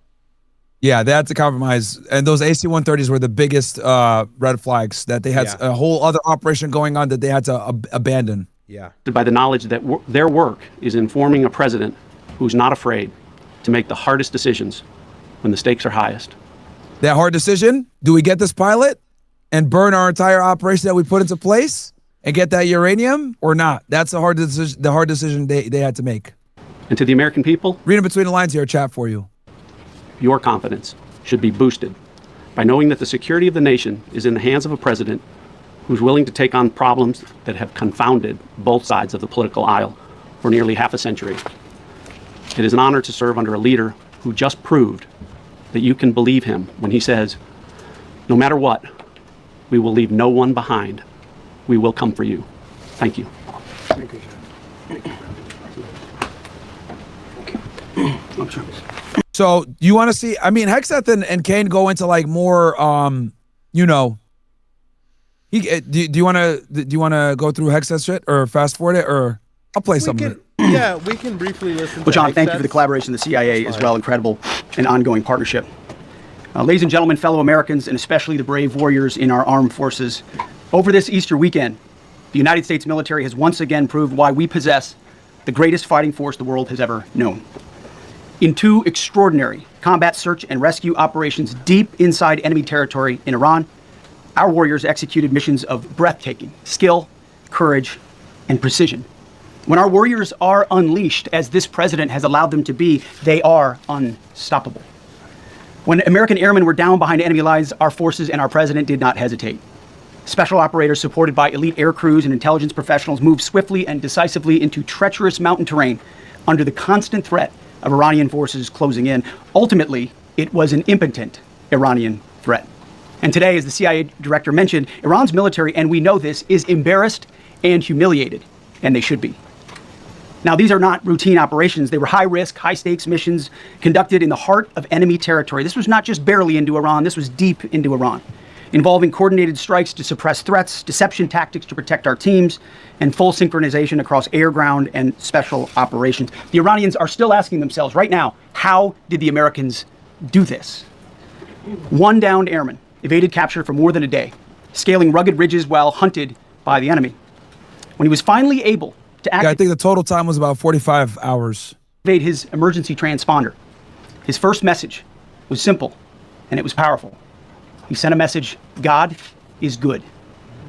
In that moment of isolation and danger, his faith and fighting spirit shone through. You see, shot down on a Friday, Good Friday, hidden in a cave, a crevice, all of Saturday, and rescued on Sunday. Flown out of Iran as the sun was rising on Easter Sunday. A pilot reborn, all home and accounted for, a nation rejoicing. God is good. Despite incoming fire and Subtle unforgiving blasphemy, conditions, nothing our crazy. troops brought every American home. No American lives were lost. All right, we'll fast forward to Kane. He gives a bit more detail on operation. The event that we have Keeps it more factual. to go do this again sometime. And I cannot stress the importance as confirmation of active rescue beacons, and on the direction of the Secretary and by order of the President, a rescue operation was launched with the stated purpose of bringing both Americans home safely. As the Secretary said, several hours later on the morning after positively locating the front seater, call sign Dude 44 Alpha, and aware That's a crazy call sign. Dude, 44 Alpha. of an aggressive ongoing search by the enemy, a U.S. Central Command plan was approved by the Secretary and the President. Shortly thereafter, a U.S. Air Force Combat Search and Rescue Task Force, comprised of A-10 Warthogs in their Sandy role, and I'll describe what that is in a minute, HC-130 Combat King IIs, HH-60 Jolly Green II helicopters, and Air Force Special Warfare Airmen, a package comprised of combat rescue officers and pararescueman operators, audaciously penetrated enemy territory in broad daylight to find, fix, and recover Dude 44 Alpha from behind enemy lines. This was an incredibly dangerous mission, an incredibly dangerous undertaking, but a filled promise made to every American warfighter that you will not be left behind. We will always come find you, and we will always bring you home. Over the next hours, the Search and Rescue Task Force crossed the beach, entered into Iranian airspace, protected by a fighter strike package, and moved into the objective area, all under fire. En route, as some of you have seen on social media, the helicopters took gas off the C-130s and pressed onward and forward up into the objective. Yeah, like the area that they got shot down, guys, was like a pretty rural mountainous area with lots of farmers and stuff like that. So they were definitely shooting at these aircraft because these aircraft were flying pretty low to try to find the downed pilot. And the negative is when you fly low like that, you do open yourself up to some to getting hit. to some potential fire. Yeah, some firepower. So these dudes are shooting at them probably with like bolt action rifles and AKs and stuff. I believe it was reported that the F-15 itself was flying low, which is why it got shot in the first place. Which again, I think that's high. It was supposed to be flying low, and it went up a little too high, and that's how the radar caught it, and then they shot a surface air missile at it. interesting. Yeah.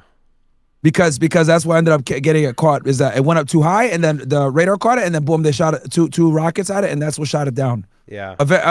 Apparently, they were able to. They shot flares off to get one of the rockets off of them, and then the second one is what hit them. That's what I was told. Imagine being inside of that jet. That's got to be one hell of an experience.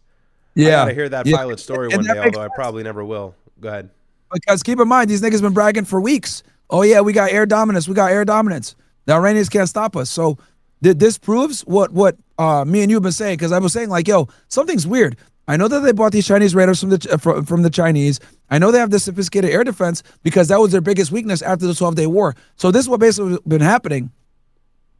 They've been bringing out the air defense slowly but surely, pulling it out of the fucking caves Yeah. and placing them. And that's how they've been able to shoot down all these different aircraft in such a short amount of time. And then also, I think when they shot those F-15s before they said, "Oh, it's friendly fire," I don't believe that. I think the Iranians probably shot that down. Yeah. Well, there were Patriot a couple missiles instances. F-15s? Are you retarded? What? Yeah. That doesn't make sense. Yeah. And that's the thing for Iran. Strategically, there's a W here because now any sort of U.S. air power is going to be a little bit more hesitant in the region, and it's their job to kind of scan, navigate the landscape, figure out where things are. Of course, they have intel, and the CIA is all over it. Seems like John Ratcliffe was bragging about that, and he'll come up shortly. But definitely this will hurt the confidence of any sort of Wizzo who's going to enter the airspace following the next few weeks. So. Oh, yeah. No, well, at this point, they're going to probably just use stealth aircraft at this point. The best. That shit. was a nightmare.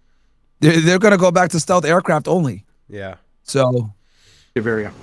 While this was ongoing and out in front of them, the Sandy flight of A-10s and other remotely piloted aircraft, drones, and other tactical aircraft were violently suppressing and engaging the enemy in a close-in gunfight to keep them away from the front seater and allow the pickup force to get into the objective area. During this engagement, one of the Sandy aircraft, the one primarily responsible for communicating with the downed pilot, was hit by enemy fire. This pilot continued to fight. That was the A-10, I think, right there. Continued the mission, and then upon exit, flew his aircraft into another country and determined that the airplane was So that got shot down too. not landable. This was one of our Bro had to eject. Sandy aircraft. The pilot then made the decision to eject over friendly territory and was quickly and safely recovered and is doing fine. And just so you guys know, the fact that they were able to do that, right? Like, that's crazy.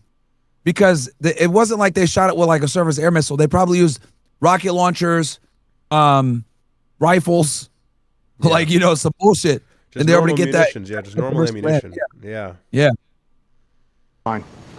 Because I do know that they have those Chinese rocket launchers. And there's a which are video based- too. I think there was a video of that specific instance. At least that's what I was seeing on X, although I don't know if that's exactly what he's referring to. But there's a video of people on the ground shooting at it. So potentially that could have been it. Yep. After picking up Dude 44 Alpha, the HH-60 Jolly Green fight was engaged by every single person in Iran who had a small arms weapon. And one of the aircraft, the trailing aircraft, took several hits. The crew sustained minor injury, and they are going to be fine. A note for those of you that do not know what a Sandy does. Named after the flight call sign that did this very mission in Vietnam, flying A-1 Sky Raiders and A-7 Corsairs, a Sandy has one mission: get to the survivor, bring the rescue force forward, and put themselves between that survivor on the ground and the enemy. They are committed to this. This is what they live for, and this is what they've trained for over many, many years. The A-10 force and the rescue force did a fantastic job rescuing. Also, that plane, that's actually another thing that made people say, what the hell are these planes doing here? Those planes are only used to augment a ground force. That was another thing that had people like, well, how are these planes here so quickly? That's another thing that made people think like, oh, they got a forward operating base, because you have these A-10s. They're literally like machine gun airplanes that fly low to, like, you know, support ground troops. So that was something else that gave people a red flag about, yo, or did they, like, you know, install a temporary, you know, forward operating base? Dude 44 Alpha. He was recovered Friday afternoon. As I said, and the nation needs to know this, this was an incredibly brave and courageous mission, and a testament to the courage, skill, and tenacity of the joint force and our leaders. And especially a daylight option, having the guts to try, means so much to so many. They didn't release the name of the pilots yet, but we'll see. They'll probably get a medal on camera. Meanwhile, the backseater, as the President and the Secretary have said, had continued to work and survive. Through the hours of daylight, Dude 44 Bravo, the backseater, evaded. Using every means available, the efforts of the United States military, the Central Intelligence Agency, and others were... And that's the SEER training I was telling you guys about that all these guys go through. Attempting to... Still very highly classified. But basically, as soon as they land and hit the ground, they got to get about 4 miles away from the radius of the crash. And obviously they, you know, have a sidearm a lot of the times. They have a beacon. They have some survival tools, probably knives, shit like that to start a fire. You know, they're trained on what they can eat, what they cannot eat, right, to survive and evade capture, because that's the number one goal. And then if they are captured, they're trained on how to resist torture. Find and locate with precision Dude 44 Bravo, the backseater. A note on the backseater and the front seater. The single most... But it is weird how it was a colonel, bro. Because even people in the chat are saying, yeah, that's weird as fuck that a colonel was the WISO here. So, yeah. You know what, dude? These guys, you know what, bro? I'm starting to think more and more.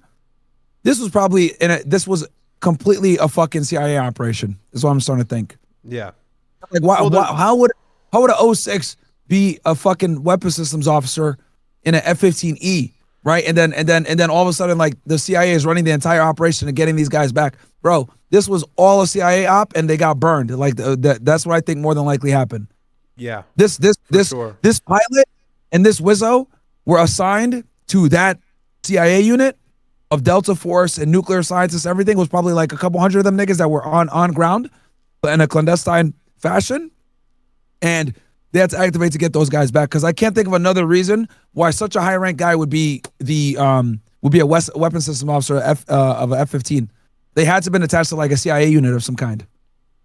Yeah, for sure. I saw a lot of guys on X saying that that can be normal at times, but more often than not, all the credible people are telling me that's not normal. That's like a big, rare, like kind of situation where a colonel is actually operating. So certainly, I mean, John Ratcliffe is all over this. He's the one who's kind of taking the credit. Trump gives him a ton of credit later and says, you know, if it weren't for him, we wouldn't have gotten him back so quickly. So could have just been a CIA op to kind of figure out what it would look like for a ground invasion, or maybe secretly try to sabotage. They were there 100% there secretly. Yeah, secretly, Yeah, and then it all blew up in their face. And if that's the case, if this was a CIA op, in which you're completely right, you know, you're introducing that line of thinking to me now.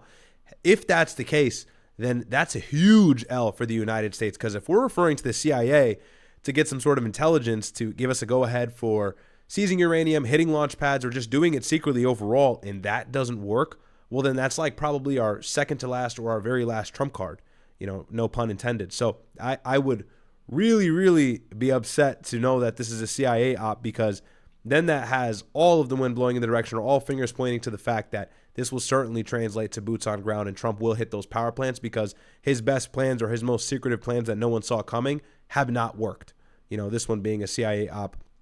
But I mean, you know, it's tough to say, but I agree with that. I agree. I don't see any issue with that, because a lot of these guys on X, you know, I was going on X earlier, and a lot of these guys in these Twitter spaces were saying it doesn't make any sense that he was the one who was in operation, or a Wizzo. That never lines up. You never see that. Yeah, a colonel? Like that's really high ranking. So like the only thing I could think of is like they're attached to the CIA, because like you know, like these are gigs that people want. Like we're attached to a special unit of the CIA, right? So that's the only thing I could think of is like why you would have two high ranking pilots right there, is because they're attached to CIA unit, which, you know, you obviously have to apply for, get it, etc. So that's the only thing I could think of. And then obviously the whole extraction mission was run by the CIA. So that to me is like, okay. So I don't know. I'm just kind of reading between the lines here. And I'm going to read some of these chats real quick because they're piling up. MGX Daily, and you can read yours too, Ryad, if you need to. If you need to mute yourself, yeah, go I ahead. got a few after you. Go ahead. Okay. Okay. LA charges QB hustler girlfriend went on stream today. Ready to do something with another dude? No, I didn't see that. I don't watch sports, bro. Everyone talking about Iran this, Iran that, Israel that. Well, I hear. Okay. Let's see where we are. Yep. That's okay. I want to say thanks for everything you do. Thank you, guys. Easy Money Karsten says, big fan from Norway. I say, oh, I read that. Oops. You chatted again. You said, my grandma red pilled me on them boys, even though she met AH. Okay. Wow. She did? That's crazy. What the hell? Where? In Austria? Okay, Justice for JC says, have you thought of Streamlabs for chat? Yeah, I'm going to figure out some sort of situation for super chatting, but, you know, it does... I want to make sure the show doesn't get interrupted, because when I'm watching as a viewer, sometimes that can be annoying. So I'll figure something out, but I'll make it more intuitive for you guys. YVLit says, do you guys think it can lead to a recession, and would this put damage on the petrodollar? Let me get this back to triple screen. Sorry, guys. Yes and yes. Yes and yes. If it drags on long enough, yeah. I don't know if it'll look like an '08 recession, but there's no ruling that out at this point. So, yeah. NHK says, this whole speech is disrespectful. He shouldn't have been there in the first place. Clearly, Trump has lost control, full control, right? And it takes an honest person to admit that. We're not in control of the situation anymore. Bren Codlin says, appreciate your coverage. You and Myron are doing the best job at this right now. Thank you, man. God bless. My great-granddad went to Volska Lambek. No. Isn't that his school? That's a school, right? Elementary school? Hang on. You're lying. There's no way. Hey, Carson, if that's true, that's crazy. I mean, I believe you. That's a weird thing to lie about. But that's crazy. Thanks for the super chat. Good to know. All right. We'll listen to Myron read his chats. That's all I have. Right? I didn't miss any. And guys, forgive me, I'm still congested, man. It's been tough. It has been tough. I think I have a sinus infection. So Let's hear. One chest. Get with him, guys, if you want to get in shape. Fans, yo, bros, stream JTube sucks. Kicking locals where it's at. Thank you, Tron. Waylo says, OS has a kick nudge. Just help my clips channel. We're cooking. Okay. Slick Talk TV. Harris says, off topic, Myron, but I would like your help. I'm about to be 25. I own a 4-bed, 2-bedroom bath. 2 jobs, make about $6K a month. Rent out my home in 1950. My mortgage is $2,200. I'll read that on the side and give you an answer, bro. Also, they had to use the C-130s to get the little birds in. One of the M6 was what actually picked up the WISO. Both C-130s got stuck on the ground, both sunk into the sand, unable to take off again. The Air Force sent in C-295s, blah, blah, blah. They left the both C-130 little birds, blew them up. It wasn't even a real runway. It was literally just an area, flat dirt. Yeah, bro, but the point is, what the fuck were those C-130s doing there? You're missing the point. Ismail, hey, Myron, I have a buddy who's in the Army. He's not special troops or anything, but he has friends that are, and they have inside information. The news is lying on. He told me that the American soldiers are getting slaughtered, and there are around 40, 50K troops around the region preparing to put boots on the ground. I believe it. yeah, there are. Good. Thank you for introducing us, Tim. Got you. Spinning breakfast. Yo, Ryad, they asked about your Instagram. Did it get cooked or what? No. Did Or you it? shadow banned? No, it's still here. Okay, just shadow banned then. They said they couldn't find you. No, it's still. Fine. This is a war for us to fight, and there's no real winning, but you think this could be a great opportunity for investors looking to load up? Yeah. Tucker finally turned on Trump and eviscerated him beyond his... Okay. Boys, it was a Jade Zionist who broke the story about the pilot. Bet Trump won't look him up. Okay. Hey, Myron, careful with this guy, Shaquan Ten. He's on the chat championing piss reel, and Netanyahu's a mole. Okay, who cares? Cletus Van Dam drives me insane that the Democrats say, well, should everyone be able to have nuclear weapons under the Second Amendment? Nuclear material and weapons require multiple teams of individuals with very specific skills and science, blah, blah, blah. Not just everyone can handle nuclear material. We're basically too retarded. Okay. Thank you for subscribing. Nicklin, did you know that the U.S. strikes in Iran, which killed 180 girls, were reportedly based on an error linked to the data? Yeah, they thought it was IRGC based, but it wasn't. Mine, I forgot. When are you coming to Cali? I'm not coming tomorrow anymore because University of California is retarded. We're looking at Cinco de Mayo. Real Australia W video of the Australian police removing Muslim praying in the street of Islam. Okay. Guys, the 3 F-15s that were shot down at Kuwait were 110% friendly fire. I don't believe that, bro. Mine is a former Leo and former Air Force member. The vagueness of the operation reminds me of Operation Red Wings. It's I'd like to know your take on. I saw a video a while back of a former operator. Well, we answered that. My brother Tabo was working on a scene of offset shooting. He rushed out about an hour ago. Oh shit. W Brothers. Turnquest, is your brother attached to the FBI though? Turnquest? Because the leak situation information has halted for now, I will send the latest once I get it. Okay, Jarded. Let's get back to this thing. Really quick, Contributor my bad. to a success. Guys, no, my Instagram's not cooked. I just changed my username. So I updated it in the Clips account bio. So that's the new username. All right, go ahead, bro. And guys, we're tight for time, so I'm only going to read 5 and up from OSS from this point forward, just so I make sure that we stay on point. So 5 and up only from OSS from this point forward. And we're going to keep the stream going because I still want to get Trump's Q&A stuff in, and we got to do after hours at like 11. So that's why I got to be very diligent with the time. Successful rescue operation is the spirit of attack inside the heart.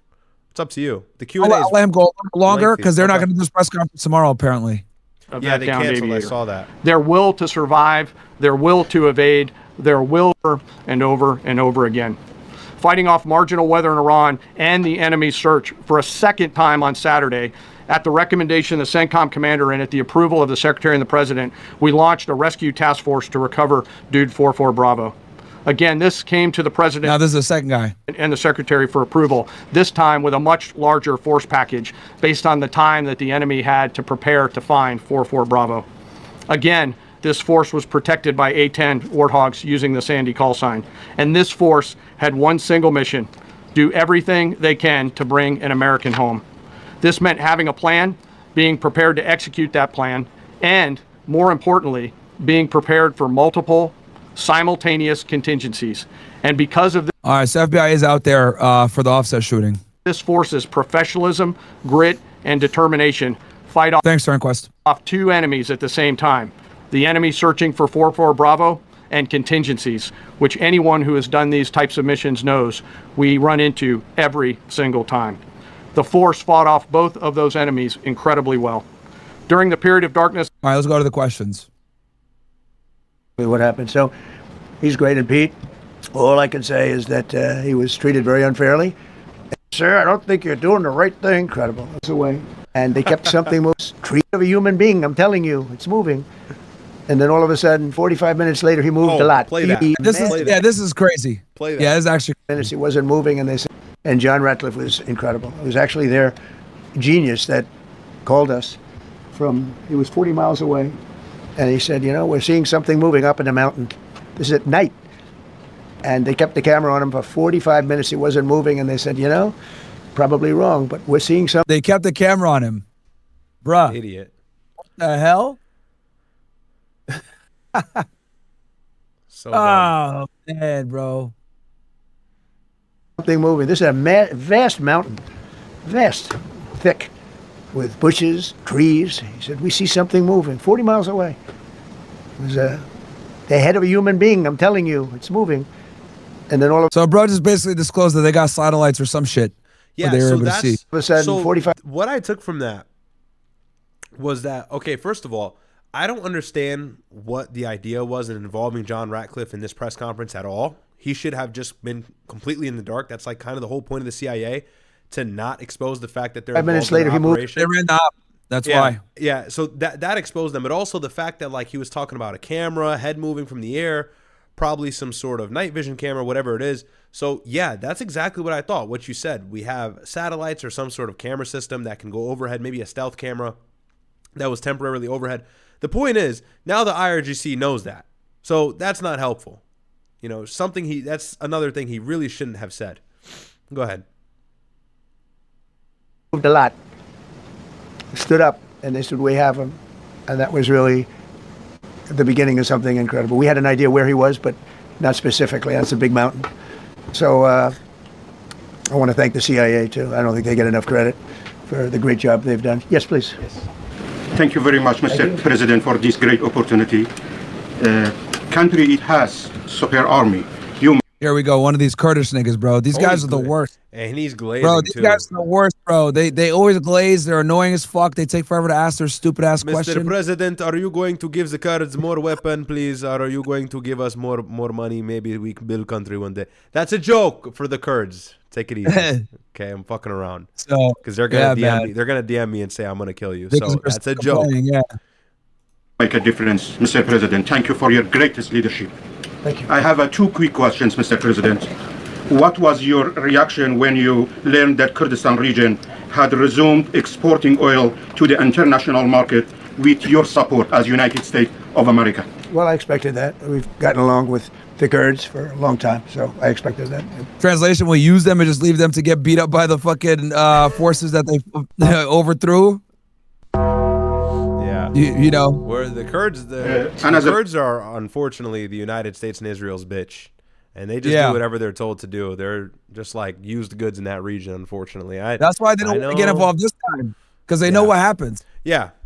It took them enough times to learn, but at this point now, and apparently there was some issue where Trump vaguely mentioned the fact that I think they received weapons and were supposed to give them back or something. He was answering that outside the White House on Easter Day, I believe, but you know, it's a different story. Yeah. Question: What would be your reaction if the Iranian people rise up against their regime during a ceasefire, Mr. President? Well, that's never happening, bro. These niggas are retarded that still believe this. should do it, but again, the consequences are great. I mean, they were told if you protest, you will be shot immediately. You saw what happened to the young wrestler. He was a great champion, by the way. He was a great wrestler, one of the top in the world. And he and his two friends were hung. And all they did. What Trump is not going to tell you is that dude killed a cop with 2 cops with a machete. Yeah. That wrestler that he's talking about. He won't tell you that, though. Dude's literally chopped up 2 police officers on video. Yeah. With and a machete, I'll just say bro. the anti-IRGC propaganda, yeah, there's some truth to some of it. Of course, if you talk about it ad nauseum, you're going to hit the head once in a while. But ultimately, it's complete lies. He talks about how they kill women who aren't veiled and how they kill women who don't cover their face and wear the burqa, and that's not true. I know people don't want to hear that. That's not true. The IRGC is a brutal regime. Look, those things are not mutually exclusive. They are a brutal regime, but they don't just kill women for not covering their hair. And there's plenty of Iranians who will attest to this. Oh, you got a video right there. Perfect. Go ahead and pull that up. Look, bro. This is Iran, bro. Half these girls don't cover their hair, dude. You know what I mean? Yo, don't believe the fucking bullshit, bro. When they tell you oh, man, it's like an oppressive regime, but they have no freedom and they can't walk and all this other shit. Bro, these girls cover their hair less than a lot of these Muslim countries, bro. They dramatize it so much. They dramatize it a bunch. It's just a bunch of lies. And I hate this shit, bro, because me and my brother got to run cover for Iran. I hate this shit, bro. I hate having to fucking, my brother makes fun of Shias all the time.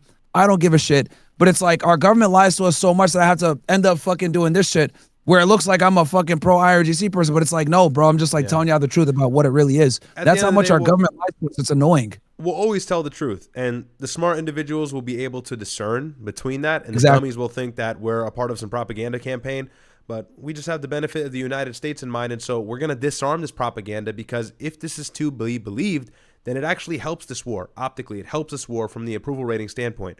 So we have to dismember all of this propaganda.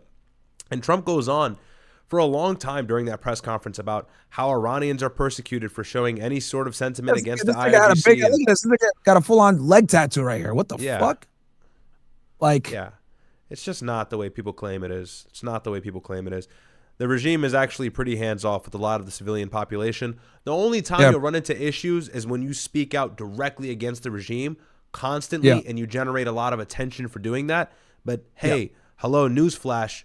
You will warrant the same punishment for doing such an action in all of the Gulf countries across the Persian Gulf. You talk about the leader of the UAE inside of the UAE or Saudi Arabia or Qatar or Bahrain, best believe you're either getting imprisoned or better yet, you're getting the Khashoggi treatment. They're going to butcher your ass inside of the kitchen. So it's all the same thing across the entire region. That's how these Muslim monarchies work. You just can't speak out against the leadership like you can here in the United States because we have free speech. That's something a lot of the Muslim world doesn't have. But that doesn't mean you can't be your own person or not wear a hijab or express your own views from time to time. Suleiman Ahmed, our good friend who does news. Most of these women mostly don't have their hijabs on, bro. Come on, or they have it on barely on. Bro, just don't believe the propaganda, bro. Yeah. And our good friend, our news analyst who's been in the game for years, Suleiman Ahmed, he's banned from the UAE. He can't even go there.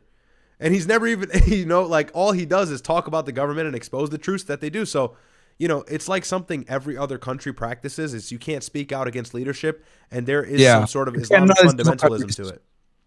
Yeah. So that's just what it is. But when it comes to women's rights and all this other shit, bro, that's just cap, bro. Y'all can see right here in a mall in Tehran, that's exaggerated. This is all a lot. It's exaggerated. And of It course, would say a little Trump bit about liberty. Go ahead. They wanted liberty, and they were violently executed. But the number is up to probably Well, now you guys know why they were executed. They chopped up 2 cops 45,000 with machetes. people were killed. So, when somebody stays in a house, when they know if they walk out of the house to protest, they'll be immediately shot and killed. Yeah, bro, that's crazy. They're still running with this 45 number. 45,000. You know what's funny? Trump admitted that they gave the protesters guns. Yeah, wow. Yo, up there. Did we not tell you guys this months ago? Yo, I love getting vindicated every day, bro. Every day we get fucking vindicated more and more. I told you guys that the Israelis and the Americans worked really hard to put Mossad assets into Iran to go ahead and agitate protesters. And guess what? Not only did they smuggle the Starlinks, like we told you guys, which was shown by the Oversight Committee under oath, also, they smuggled in guns. Trump admitted it himself. We fucking told you guys, bruh. Try to tell you. And no one wanted to listen. No one wanted to listen, by the way. But now you know. At this point, it's irrefutable that Israel and the United States had an undercover operation using agitators within the crowd to spark mass protests and violent protests, and that's what led to all the shootings. Yeah. Now, let me be clear about this. Were innocent people killed? For sure. We're not denying that at all. But for them to sit there and say, oh, it was homegrown, they were just killing people out of nowhere. No, they gave people arms, told them to attack the police, told them to attack the military, and then they obviously retaliated. And when they retaliated, innocent people were caught in the crossfire and died. That is 100% true. And remember, just so this doesn't go over any of your heads, and I'll keep it brief, You know, the reason why the IRGC was so brutal with these protests is because they could smell the coup d'etat in the air. They knew the CIA and they knew the Mossad agents were lurking. And they know how this thing goes. This is a tale as old as time. We've seen it several times in history. So all the IRGC did was practice some pattern recognition. And they knew if there are intelligence assets agitating and astroturfing already existing protests, ones that were probably started by agitators, to be honest with you, well, then we've got to crack it down quickly and we've got to make sure we're brutal so we can stop the intelligence infiltration. So it's not just about they're speaking out against the IRGC, we're going to kill them. No, it's there is a regime change lurking amongst a lot of these protesters, agents that are paid by foreign nations that have had the interest of destroying us for the last 50 years at the top of their laundry list. Now they're amongst our civilian population, agitating and influencing and revolutionizing everybody. And so we've got to be more brutal than we typically would so we can stay in power. They can smell the coup d'etat amongst the protesters. That's the whole point. And people seem to miss that. It's like, but they were killing the protesters. They knew what the plan was. And this is what I mean when I say the IRGC is a step the ahead internet of us. off too, guys. That's why they shut the internet off, chat. They shut the shit internet down. off. They couldn't coordinate, and the protests dissipated significantly off of that. Again, we're telling you guys why things are happening, because like the American news is telling you, oh, they shut the internet down to censor them killing innocent people. No, the United States and Israel armed protesters with a bunch of fucking guns and Molotov cocktails, taught them how to do all this stuff, were given instructions, and these protesters were agitating and shooting and killing people, and then obviously the crossfire, innocent people died. Now, let me be clear. The Iranian government released a list of 3,100 or so people that were killed. Now, do I think that that's all the people that were killed? No, I think actually a lot more people were probably killed than that. It wasn't no 45K. The truth, as usual, is somewhere in between the middle, because I don't believe the U.S. government or the Iranian government. But for them to say 45K is insane. And here's the other reason why I know it's not 45K. If the Iranian government really killed 45,000 innocent people, don't you think they would have rose up and taken their government when the supreme leader got killed and the country was weak? Yeah. No. They didn't rise up. There would have been an actual appetite to do such a thing. Exactly. It's all a lie, bro. So like, and everything that we told you guys has been coming to fruition. We told you guys that the Israelis in the United States worked to try to do a coup, and now you guys are getting it. Trump is little by little. Trump is exposing things, and then the Israeli government already admitted that they had Mossad operatives in there, that the Starlinks were smuggled in by the United States. All of this shit came out, and we've told you guys this months ago. But now you guys are finally seeing it, and Trump is starting to like slowly release more and more info that they were behind it. They crashed the real on purpose. Scott Bessent admitted that they crashed the currency on purpose. It was all a plan, and it didn't work the way that they thought it was going to work, and they weren't able to effectuate the regime change via the protests like they wanted. That's why they had to wait. Trump wanted to originally do this shit back in January, bro. Yeah. Well, it's been a series of events, and every single time we tried to reach our goals, which was the uranium, the enrichment, but really it's regime change ultimately. The IRGC beat us to it. They said, nope, we know your plan and we have a counter plan. And they've done it every single time. This situation with the pilot being one of great example, actually, a CIA operation that failed. Why is John Ratcliffe even there? Guys, color revolutions, aka getting the people to protest, is like the oldest trick in a book when it comes to coups. We did it in Ukraine back in 2014 with the Maidan Revolution. We did it with 1953 Operation Ajax. The best way to take power is in pandemonium of protests. We tried to do it and we failed. And they shut the internet down. When they shut the internet down, that's what made it significantly harder for intel operatives to be able to coordinate the protests. That's why they shut the internet down. Yep. As well as the around the entire world. That's what the U.S. does. South America, Panama, Arab Spring, several other Arab countries that neighbor Iran. So they're well versed on history. They know we overthrow governments, guys. We've been doing it forever. So it's like for me and my brother, we're kind of like, yo, what the fuck? This is what we do. But for like idiots that don't understand, like if you actually believe that the people are rising up and just getting killed by the government, like you're a fucking retard, bro. You're actually retarded.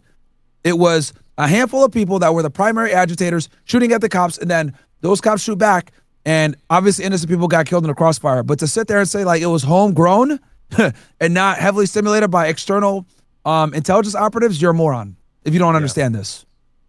They issued that, that was publicly issued. It's not a secret. That's why so many people say, oh, well, why are you doing this way? We can't let Iran have a nuclear weapon. We got regime change. We do. We're dealing with a much different regime than before. We're dealing. Okay, Ryad, have you noticed? Telling you. Yo, did you notice, bro? Did you notice that he's been saying like they got a new regime, and it's like, nigga, the regime that they got now is 10 times worse. So you got a dude who you killed his family, And then you got Larijani's replacement, who runs the IRGC, who wants nuclear weapons. The regime that's in place is way worse than the regime that was in place before. But he's not telling the American public this. We exacerbated the violence of this regime 1,000,000%, because Mujtaba Khamenei is known to be that's the son of the one who was killed, Khamenei himself. He's known to be way more extreme than his father. And by the way, he's alive and well. Don't believe any of the propaganda. There's no official claims that he's been killed yet. However, that'll probably come in the next few weeks. So, yeah, that's him right there, Mujtaba Khamenei. And this guy has vowed that he will fight the U.S. until Iran's last breath. He is all on board. And diplomacy for him means sanctions relief. It means that we're going to pay them reparations. They're pretty much making maximalist demands in order to effectuate some sort of permanent ceasefire. And they're not going to agree to a 45-day, a 30-day ceasefire. They want permanent peace. And Benjamin Netanyahu, I read on Axios, by the way, who knows if it's true, but I mean, it lines up with what would be true. I read a report on Axios Sunday that Benjamin Netanyahu had reached out to Donald Trump and said, you cannot offer any sort of ceasefire. You've got to finish what you started. And it's funny because if you watch this press conference, it seems like Donald Trump kind of echoes that mission. It seems like the whole peace ceasefire thing doesn't seem tangible anymore. And that's why he's threatening the power plants by tomorrow at 8 p.m., by the way. That's his deadline, tomorrow at 8 p.m. They're saying that they're bombing it right now. As of an hour or two ago, they're saying that that they're doing it right now. And just so you guys know, they killed, not just, they killed, this is Mujtaba's daughter, right? They killed her, okay? And they killed, obviously, his father, and they killed his wife. So do you think this guy's going to negotiate? They killed his baby, they killed his dad, they killed his wife, and he barely survived the strike on February 28th.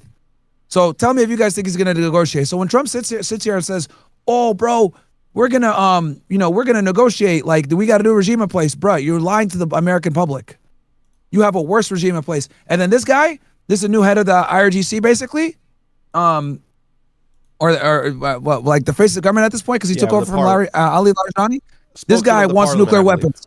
Yeah, this guy wants nuclear weapons, bro. So it's like, yo, we have the people that are in place are not willing to negotiate at all. They're hardliners than the people that they're replacing. Yeah, absolutely.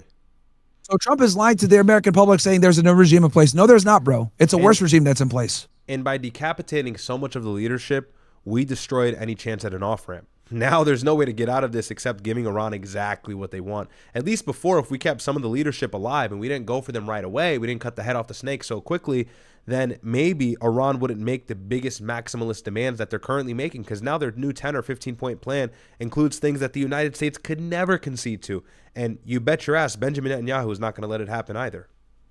Yeah, so, just use common sense, guys. Like, and it really bothers me that Trump doesn't tell the American public this, that like the people that he's negotiating with now, he like killed their whole family. Like, it's like he kind of leaves this very pertinent fact out because they're banking on you being a retard and not knowing anything better. So like, that's what it is. So like, he's only saying this so that like he could try to bring the gas prices down and like make it look like they're actually doing some diplomacy. Bro, the people that they're negotiating with are not going to accept anything except for a full ceasefire, reparations, full sanctions relief, Strait of Hormuz on their terms of how they're going to collect tolls, like, and then no more aggression whatsoever. And they're going to continue to fund the proxies and do what they were doing. And they're going to continue to maintain their nuclear program. Like, they're not going to concede on any of that stuff because they look at it like, we're not going to concede on this because we don't want you guys to rearm and attack us again. Yeah. The U.S. tried to get like a 48-hour ceasefire. They said, fuck you, no. And they have no reason to have a ceasefire, strategically speaking. They're winning this strategically, so why are they going to have a ceasefire? With different people, they're smarter. I think they're sharper and far less radical. We have regime change, but... Yo, he's just lying.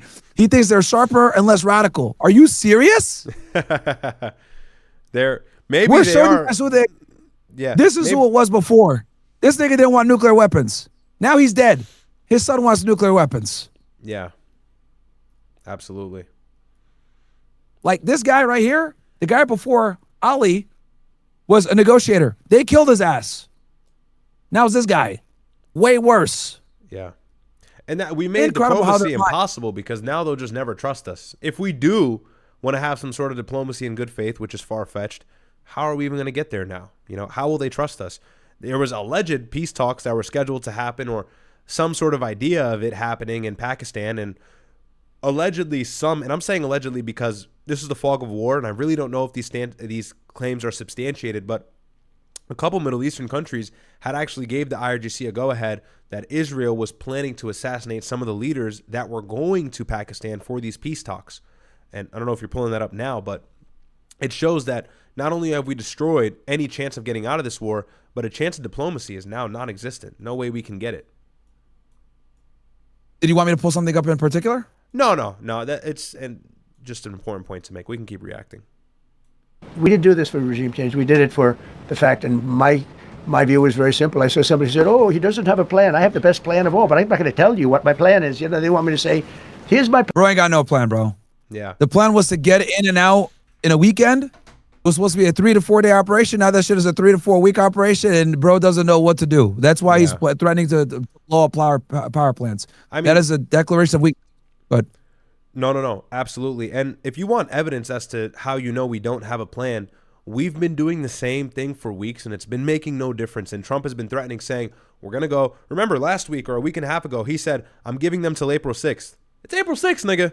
And last time I checked, we didn't hit a power plant. And then in this press conference later on, if we get to it, he says, well, I'm giving them a 48-hour extension. I told Steve, make it 10 days instead of 7. I told him, give him more time. They'll make the right decision. No. What he's doing, besides manipulating prices and trying to keep oil stable, is figuring things out day by day and lying to the media, making it seem like he has a plan and he's telling Iran to back off. No, we don't know what we're going to do. And bet your ass, a lot of Joint Chiefs of Staff or anybody in Trump's cabinet or people who are advising him are telling him, look, Mr. President, boots on ground is going to mean this, this, and that. And whatever those results are specifically that they're telling him is bad optically for him. I think that's why he's hesitating ultimately. But, we exercised all our options. This CIA op that you just mentioned, that might have been the last option. That might have been the straw that broke the camel's back. And now we've got to go in and get the uranium, quote unquote. Plan. We're going to attack at 9:47 in the morning, and then we're going to do this, and then we're going to. And if you don't do that, they say, I have a plan. These people know what the plan is. Everybody here knows what the plan is. But it's very unfair to say, because I don't mind being insulted. I've been insulted for many years by Yeah, when you watch these conferences and what's going on and you know who he's actually negotiating with and you actually know who the leaders are of Iran, it's like, this is just painful. And it's kind of insulting to the American public. They can't Google who the current leader is and look at his track record, look at who's running the parliament now, look at anyone with common sense, what scares me too, Ryad, I don't think the general public knows that the new supreme leader of Iran, his entire family was killed by Trump and the Israelis. Yeah, that's insider news. And honestly, these bits and pieces of information are strategically left out of mainstream media news outlets in the United States. What did Fox News say in the first 2 weeks? The Iranians are happy. They're parading in the streets. That was the exact opposite of the truth as to what was happening on the ground in Tehran at the time. And so Trump is just banking on Americans to be misled. And remember, I always bring this up. Trump had told, by the way, he's in the cabinet of the administration, Brendan Carr, the chief of the FCC, who's in control of mainstream media news outlets, revoking licenses, controlling what the news reports, had threatened mainstream media news to not put any sort of negative spin on this war and make it look good for Trump. So Trump is very, very concerned with this minute idea that the American public thinks we're winning. As long as he can make it so people believe that we're winning, he can drag this out for weeks. And people will say, did you see what we just did in Iran? Did you see what we did? Hey, we've been in Iran for 50 days, 60 days now. That'll probably be the future claim. And we have not removed any sort of leadership. Not only that's actually going to decapitate the IRGC because they have mosaic defense, as well as the fact that they still have the uranium. They still have their missiles. And their missiles are hitting our most complicated jets. That's how we know. Pete Hegseth says, well, we destroyed thousands of missile launch pads. Did you really? Because an F-15 just fell out of the fucking sky 3 days ago. Yep. And they shot down your biggest beacon F-35. That didn't hit the news either. Lockheed Martin killed that story immediately. Oh, and by the way, I'm reading reports that Russian intelligence is giving Iran the go-ahead as to every single critical piece of infrastructure for energy all around the Gulf. They're telling them exactly where to hit if they're struck. And by the way, they gave them 55 locations in Israel. Yep. 55 in Israel alone. Okay, so you read it too. So it's true. I'm not tripping. And here's the thing, guys. That's Iran's right. If the United States, and I know it's not favorable or popular for me to say that, you got to realize if the United States hits their energy grid, they hit their desalination plants, they destroy the civilian, the populace will feel that. People will lose water, food, electricity, vital resources that are necessary for survival within days. It'll happen quickly. And then and only then will we have a true catastrophe on our hand, because you bet your ass those missile launch pads or those highly complicated missiles, the hypersonic ones that they have not used all of yet, they've saved for a rainy day, will be used to rain hell on all of the infrastructure for these Gulf countries back in the Middle East. And I can bet you maybe MBS or other leaders in the region are probably urging Trump to stay away from this next step, because this means retaliatory strikes guaranteed. Remember, they hit a 100%. desalination plant in Kuwait without any sort of like first agitation, just to show they can do it. So, and we did kind of hit some critical infrastructure in Iran. They had a nuclear facility. Yeah. That's why they did that. They hit a Yeah. nuclear energy facility. That's so they hit Kuwait to let them know. Yeah, and so they displayed they can do it. They displayed they can do it, and if Trump does this, we'll enter a whole nother level of this war we don't have to get to. And the thing too is like I look at like idiots like John Doyle, Osmond Gold, all these guys, like, bro, the entire right wing, like, they're fucking retarded on this topic. So like that's why you guys like don't know the truth. Like they'll sit there and they'll say like the Cornering, for example, today, he said the dumb shit about Iran is responsible for, you know, terrorism against American soldiers, right? Like they're the biggest backers of terror. Dude, like that is such a low IQ assessment, because here's the reality. What is the definition of terrorism? Violence for a political ideology, right? Fair. Okay. We have to, if we're going to go ahead and call the Iranians the biggest backers of terrorism, fine. Why is the terrorism happening then? Let's go back. Oh, Hezbollah, Hamas, Houthis, etc. Who are they all attacking? Oh, Israel. Okay. Why are they attacking Israel? Oh, because Israel invaded Lebanon in 1982, which created, the Hezbollah, because they've been attacking Gaza and they occupied them for decades. And then Hamas was created in 2006, 2007 when they won the election, pretty much. So, like, no one ever goes backwards to understand why these organizations exist in the first place. It's that terrorism is to combat other terrorism. Here's the thing. I've said it before. You want to call Hezbollah terrorists? You want to call Hamas terrorists? You want to call Ansar Allah, aka the Houthis terrorists? You want to call the IRGC terrorists? Fine. I have no problem with that. But you must identify the original terrorists, which are who? The fucking Israelis. Okay? Yeah. The Israelis are the original terrorists. And then after that, these other terrorist organizations were made to combat that terrorist organization. The only difference between the Hezbollah, Ansar Allah, and all these other guys is that the Israelis were smart enough to rebrand. They went from Ergun Haganah Lay to the IDF. Yeah. They were smart enough to rebrand, unlike these other dumb they're niggas. A democracy. And they claimed they're a democracy for the cherry on top, and they're the only democracy in the Middle East. And so, and something important as well, while Myron's occupied right there, I'll say this really quickly. Something that's really important, and I said this in a stream the other day, however, I don't think I really expressed this to Myron's audience, at least ad nauseum, like I did at my stream, but maybe we have an overlap in most of you guys. But if you haven't heard this already, the biggest thing that drives war like this, and I know you're a Muslim, and so of course I'm going to take this side, but it's ultimately this idea of Islamic terrorism that is birthed from Islam itself. Now, whether you have an issue with the theology of Islam or not has nothing to do with what I'm saying. If you can fundamentally understand that there is aggression and there's resistance in that region to a responding party that is responsible for such aggression, then you'll have a principle or, really an idea that's rooted in fact. So long as you believe this whole age-old neoconservative ideology that the Muslims are always the problem and they're just doing things for no reason, they're not actually agitated, then you'll never know the truth. That's why it's important to deconstruct this Islamic terrorist ideology, not because you need to be pro-Islam. You don't need to even go as far as Tucker Carlson. I've said that before. He sounds like a Muslim sometimes, for better or worse, good for him, right? But really, you have to understand that so you can deconstruct the Zionist propaganda, because Zionist propaganda desperately depends on anti-Islamic sentiment. If you can deconstruct that whilst being whatever religion you are, then and only then will you fundamentally understand how the Middle East works. But if you can't grasp that idea, which 90% of Americans can't, then you'll always be in the fog. And lies like this that Donald Trump was telling today at 1 p.m. will always fall through for you. So that's and then also like the other thing too is like a lot of influencers, like they're just like dumb on this topic. I hate to say it. Like, yeah, I like, I'm not trying to attack these guys, but I'm just going to keep it honest. Like guys like John Doyle, John Doyle made a whole thing about Iran saying like they're like violent, ridiculous, clerics, whatever. And I'm like, bro, do you not know the Israelis that you're supporting are way more radical? Like, bro, they're trying to bring the Antichrist. Are you stupid? They like, what are you talking about, bro? They're trying to bring about the end of the world. Yeah. Osman Gold has no idea about foreign policy. Like, oh, these guys were all terrorists. Okay, bro. Do you not know that the Israelis conduct way more terrorism than all these different terrorist organization groups that you're talking about?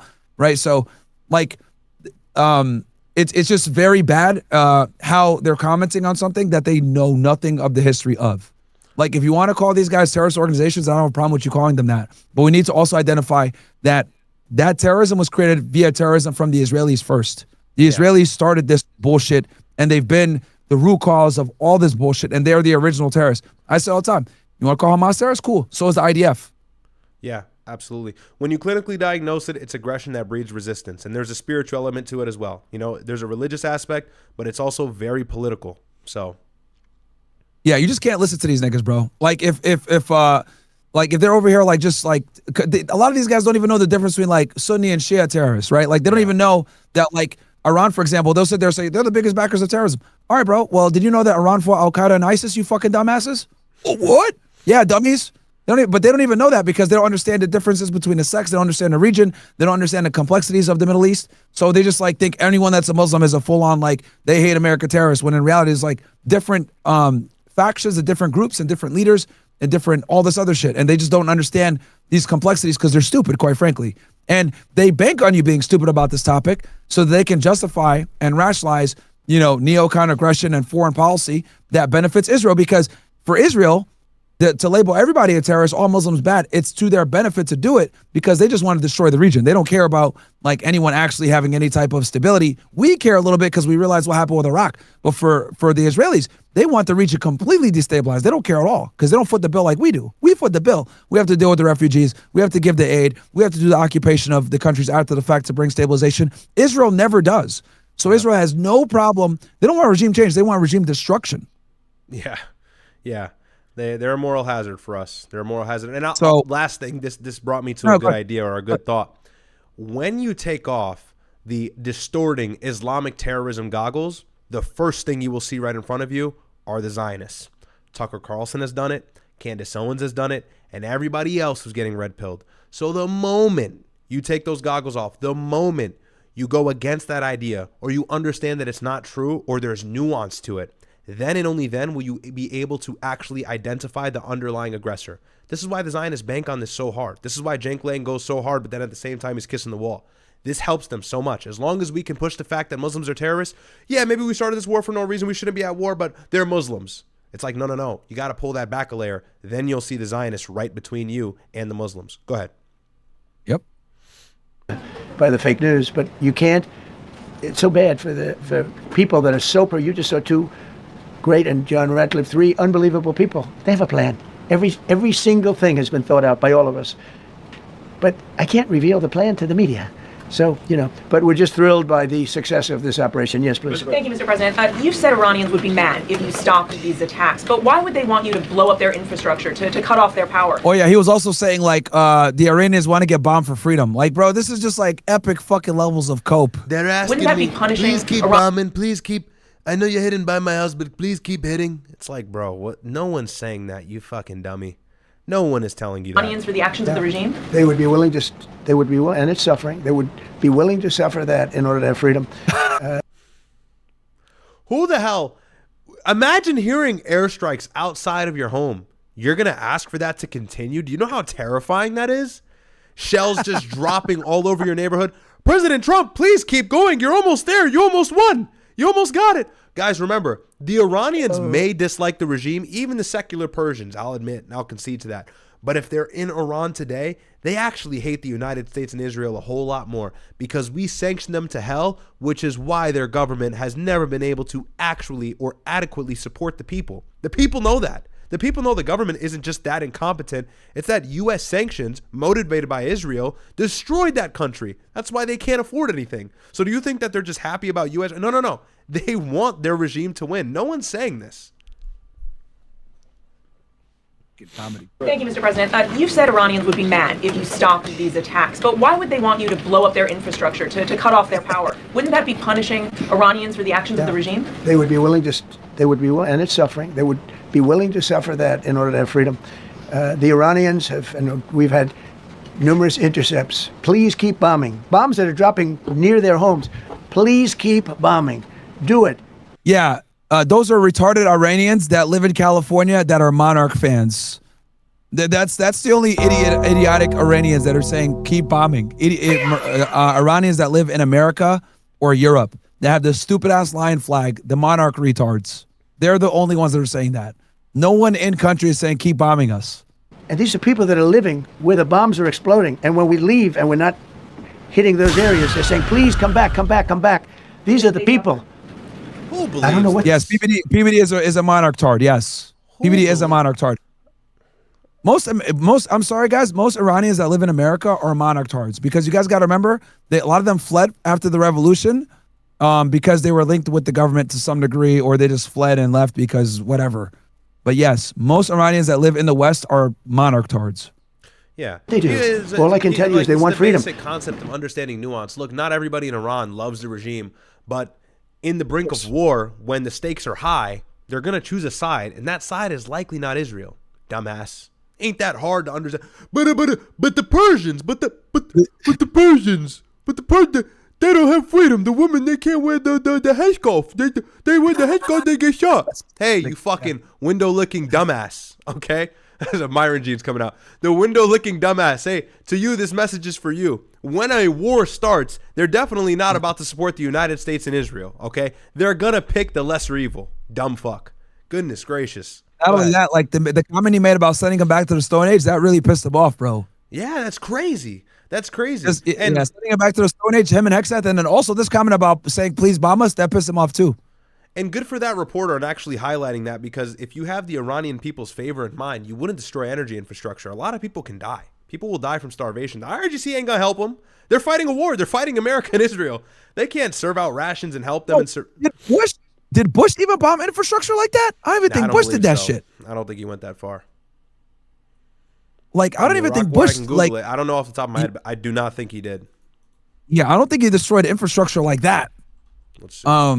Maybe from a very limited purview, but they have lived in a bombing power plants is a war crime. It is world that you know nothing about.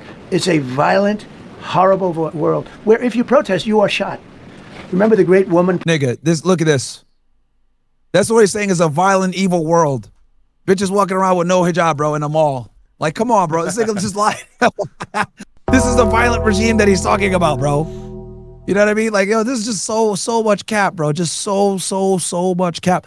And the problem is that since most Americans don't have passports and most Americans are fucking retards geographically, like, they'll never understand this. Like, there's Americans that like think like Dubai, for example, is like violent and evil. Like, they don't understand like there's a difference between like Gulf states and like Syria, right? You know what I mean? Like, what? Yeah. And yes, George Bush did destroy a lot of critical energy infrastructure. He did in 2003. Okay. And look, that's just a testament to the truth, though. You cannot get regime change from the air. You've got to destroy the country, bro. Like, that's what you have to do to actually achieve that goal. And occupy it. And occupy it for years. Protests where they had 400,000, 500,000 women, and they were all enthused, and they were going to protest, and everybody said, oh, the regime's going to come to an end. And then all of a sudden, boom, boom, 5. Oh, here comes the sniper lie. 6 different areas. A woman would go down right between the eyes. They had snipers. They had 5 snipers. That's all it took. And those 400,000 or 500,000 women said, oh, my God, what's that? Oh, look over there. What's that? A woman shot right between the eyes. And after 5 or 6 of them go down, then you start hearing the purr through the vast number of people. Yeah, and then the they vast said, number of Mossad agents. Who would do that? And they're incredible people, but they've lived so horribly. They've lived who shot so her? horribly. You know, Iran was a great country. Who shot her? Why would you shoot her? She wanted freedom. Oy vey. The Persian people, they're incredible, smart, brilliant, actually. And I know 4th highest IQ in the world. So many. I know coming from New York. Originally, I know so many people from Iran. They're incredible people. I think they're like 4th highest, and like their average like 104, 105, something really high. Holy shit! And it's funny. Look, really notice how I said, "Oh, the Persians I know, they come from New York." Oh, we already know those are the fucking monarch tards. Yeah. So we already know that his perception of Iranians are the idiots. And honestly, even the monarch tards are switching the rhetoric at this point. Like Patrick Bet-David has been easing off. He's been realizing like maybe this is a bad idea. Yeah, if you've been watching him, I've been paying attention to what he's saying. You can tell he's like, all right, maybe this has gone too far. You know, look, I'm a numbers guy, and when I'm seeing the war and what I'm seeing right now, this boots on ground idea is not looking like a good idea. And let me tell you why. He's kind of like expressing some concern. So, but hey, you asked for this. You know, he asked for this. He cooking them, bro. This. They've lost a lot of viewership, bro. Yeah, he's got to make a concession. Just admit, he's got to admit he was wrong. This is not a good idea. You can hate the regime, and that's your prerogative. But full-blown regime change at a time like this, no. You know, you got to know that's not a good idea. And very, very brilliant people. But when you're standing in a group and protesting and you have a woman, in the case of the woman, remember the Great Woman March, everybody was like, oh, this is the end of the country. And then snipers selectively picked. Every single one was shot right between the eyes from a long distance. They were on top of buildings. Fast forward this bullshit. Yo, Trump loves to talk about women's rights when it comes to Iran, but then at the same time, he's having locker room talk, talking about grab her by the you-know-what, bro. Like, you're just weaponizing that shit when it benefits you. Right? We know you're really a womanizer, nigga. Stop playing the feminist card. Come on, man. Brave. But nigga only put Kristi Noem and Pam Bondi in because they're females, and he fired them anyway. W. That's so true. Nigga put them in for affirmative action. He fired all the bitches. Tulsi Gabbard is probably next, honestly. Yeah, she cooked. Yeah. She cooked, bro. Nigga fired them nigga brought them on so that he could get elected. Like, look, I love women too. And then as soon as like a year later, all right, get these bitches out of here. They're retarded. We're also intelligent. If you have people shooting at you, expert shots with the best rifles you can get, and hitting you right between the eyes every single time, and you're looking here and you're seeing and you're looking here along the path. I mean, look at some journey. Hundreds of people could have been killed. Forget about the. He's still so going, it's much bro. safer for us. It was great, but no, I was told that this is a very dangerous mission. I understood. They didn't. What does that mean for the protesters, for the human rights movement in that country after this conflict? Well, what's your positive. expectation? Yeah, if they assume control, if we do something and they assume control, I think it's very positive, a big step. I don't think you'd see the radicalization that you have seen in the last. Look what happened. I mean, women are being executed because they're not properly clothed, they say. Nigga, what is this? Come on, bro. Like, it's crazy when I just like show you guys like the massive like bro. It's just as simple as the fact that it's not true. Bro. Like, that's not true. Not true, bro. It's not true, man. Like, it's crazy how, like, and most Americans, unfortunately, are just not gonna like look for this kind of information. They're gonna like believe Trump at face value, which isn't true. They're not properly clothed, and they execute the women. They shoot them right on the street. Really, bro? No, you have a much different group of people. Now, I'm not saying we are dealing with them. Essentially, they have till 8 o'clock tomorrow night Eastern time. But we are dealing with them. I think it's going well. Mr. Witkoff is here, and JD is involved in the dealing. Mr. Witkoff is sitting right here. And JD knows this is L. That's why he's been off camera, bro. I don't know if you've noticed. He's done a lot less camera time recently. I think he knows that his 2028 run is cooked. I think it's going fine, but we'll have to see. You have to understand, we've been dealing with these people for 47 years. I'm standing here with a much more powerful Iran as of a month ago, not anymore. Right now, they are decapitated. But I'm standing here a month ago with a much more powerful Iran than it was at any point during 47 years. This should have been handled by 7 presidents, a lot of presidents. Translation. And those presidents are saying now, I'm the cuck to finally do Israel's final bidding. You know, John Kiriakou, for what it's worth, he mentioned that Israeli officials and Benjamin Netanyahu primarily have been begging the last like 5 sitting U.S. presidents to bomb Iran to hell. And they all said, yeah, I'll do what you need me to do in the Middle East. I'm not going that far. Trump was a dumbass to go that far. Always remember that. every one of them to their friends, we should have done this a long time ago. So it's not recognize the Golan Heights, moved the embassy to Jerusalem, and they gave her the capital. Like the Abraham Accords. Started the Abraham Accords. Like he actually has a lot of responsibility for October 7th, bro. A lot. 1,000,000%. You think about it. 1,000,000%. Pulling out the JCP away, like he created a lot of these fucking issues with October 7th. Played into their hands. That's something I like doing. That's why they didn't accept the ceasefire proposal on October 10th. Hamas said, "We'll give you the hostages back. Yo, chill out." And Israel said, "Nah, hell nah. Now we're charged up. Now we're gonna do what we've been waiting to do for years. We've been itching for this." You know, no one ever talked about that. Yeah, they had a deal, bro, to get those things. They had a deal. Tell every dumbass Zionist this. Anytime they try to argue with you about October 7th, they could have got the hostages back on October fucking 10th, chat. No one ever talks about this. And this comes from the Israel Times. This comes from the Israel Times. That's an Israeli source. They could have got all those hostages back on the 10th.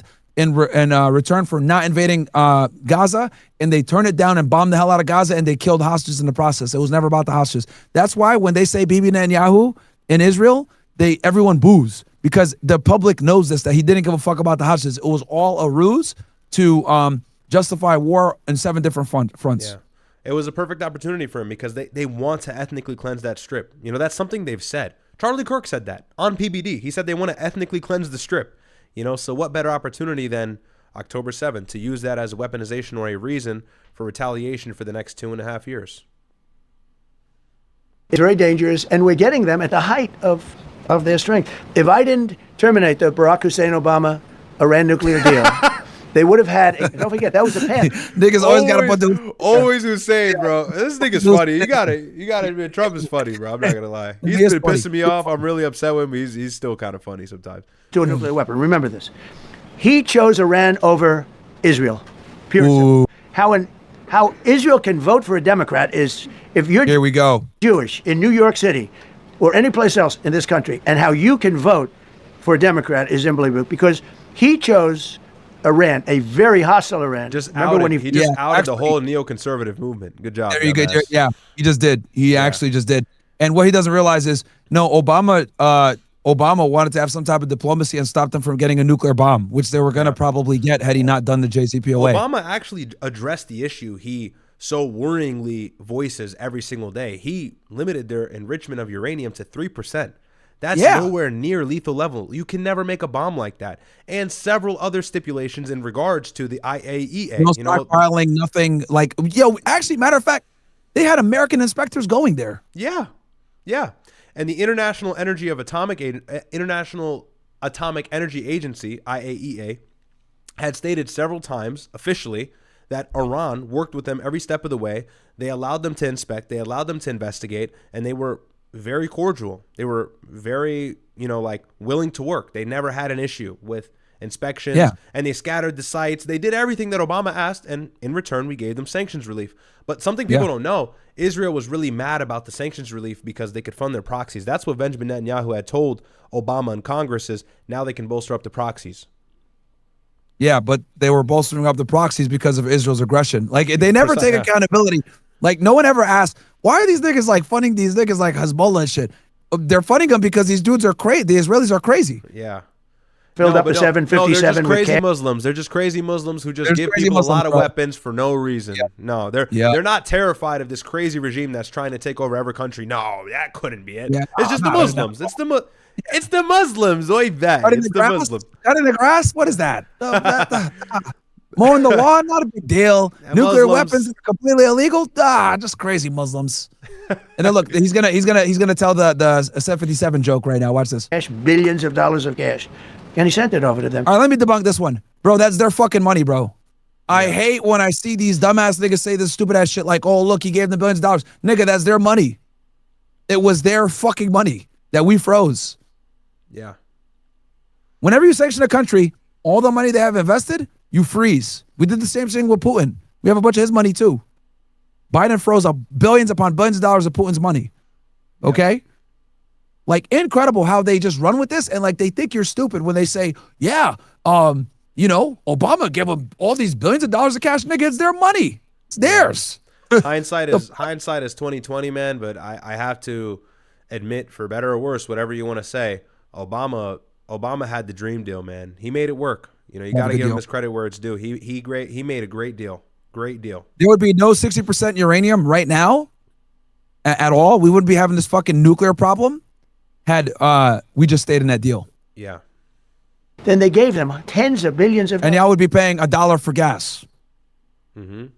Y'all would be paying $1.50, $1.89 for gas. Imagine how overflowing and stable the oil markets would be globally if we had diplomacy with Iran and investments in Iran, and we have some sort of advantage in the Strait of Hormuz. Imagine. Could you imagine? So, I mean, Obama had it made, man. You got to give him his credit there. He chose Iran over Israel and really the Arab world, if you look, because, the other, Saudi Arabia, Qatar, UAE, I mean, you take a look. I mean, I can add Kuwait and I can add Bahrain and you can add others. He chose such an unlikely candidate. Bro, none of those countries like Israel, bro. They only play ball because they don't want to get destroyed. Mm-hmm. None of those countries. The only country that stands up to Israel's bullshit is Iran. Like that, I told Sneeko that. Go ahead, finish. No. I'm good. No, I was just saying. I told Sneeko that if we one day, and that's the whole Iran situation, we have no exit ramp. We also don't really have an exit ramp with Israel. There's no way we can stop supporting them, and I'll tell you why. I told Sneeko this. If we were to just stop supporting Israel, in 48 hours, several countries would probably attack them right away. Oh, the Americans aren't involved anymore? Bro, are you crazy? PLO, Hamas, Houthis, Hezbollah, and everybody else in the region will get their fair shake at what they've been waiting for the last 75 years, guys. Don't forget, Israel came there and they started problems in 1948. Say what you want. That's why there were several wars, Arab-Israeli wars in the region, before the Arabs realized, damn, we're not fighting Israel alone anymore. We're fighting America. That's when they realized. Really in the 70s primarily, that's when the Arabs realized, the Arab countries, Egypt, Syria, all of them alike, we can't fight Israel unless we're fighting the United States, and that's not a war we're willing to bank on, and that's why they all backed off. If we stop supporting Israel, their country would be black with missiles. And here's another problem. They have a nuke, and they have the Samson option. So if they started getting attacked from every direction, the United States wasn't there to save their ass, they would they would blow the faces off of every single Arab country, or several of them. So the Yom Kippur War. Yep. The Yom Kippur War, they lost in 73, and then because of the threat of nuclear weapons or whatever. And then obviously, what did Egypt do? They went ahead and signed the Camp David Accords in 1978, and they were the strongest military at the time. Yeah. So they got cucked. And then Jordan obviously got cucked later on. And then Abraham Accords cucked all the other countries. So, yeah, dude, the reality is you got a really crazy rogue state doing the bullshit that they do. And Obama realized that Israel was reckless. And he said, you know what? Let's go ahead and get some cheap energy. Let's do some diplomacy. And let's bring Iran back into the global market. And the Israelis said no. And that set the stage perfectly for what we have now. 10, 11 years later, now we're in a war with Iran. You guys are paying a bunch of money for it at the pump. And this could have really all been avoided. We should be paying $1.50 for gas. Could you imagine you have Iran as an ally of the United States? Like we're doing business with them? Bro, that's like what, the second or third highest oil reserves in the world? Yeah. Come on, dude. Second, I believe, yeah. But that can't be done because the Israelis don't want them to have money because the Iranians actually fight back against Israeli aggression. The only country that stands up to Israeli aggression, by the way, is the Iranians. They're fighting for all the goy, nigga. Like, I'm dead ass. Like, they're really fighting for all the goy. So, but anyway, I do got to get going now because we got to do the fucking after hours here. Okay. I guess we can finish up. We can finish up. Actually, we got the best part because I want y'all to see what he does with the New York Times and CNN. That shit was hilarious, bro. So we'll cover that on the next one. Yeah. We can save the rest. Are you gonna stay on? If you're gonna stay on, that's fine. You can stay on if you want. I mean, if you're doing after hours, just send everybody over there. That's fine. We can jump back on and conclude from tomorrow, or whenever you're back on. We'll finish this because it is good, guys. It gets good, but I mean, who knows, man? There could be a development. Just to recap, everybody understand that we should absolutely 100% go live at like 8 p.m. bare minimum at the 24-hour mark, unless like some other crazy thing happens. Yeah. So guys, keep in mind, Donald Trump had given the IRGC. By the way, he's done this many times, so likely an empty threat, but we'll take it serious for the sake of covering the news. Donald Trump threatened the IRGC that if they don't make some sort of concession by 8 p.m. tomorrow, it was right, 8 p.m. Tuesday, he's going to bomb all of their power plants.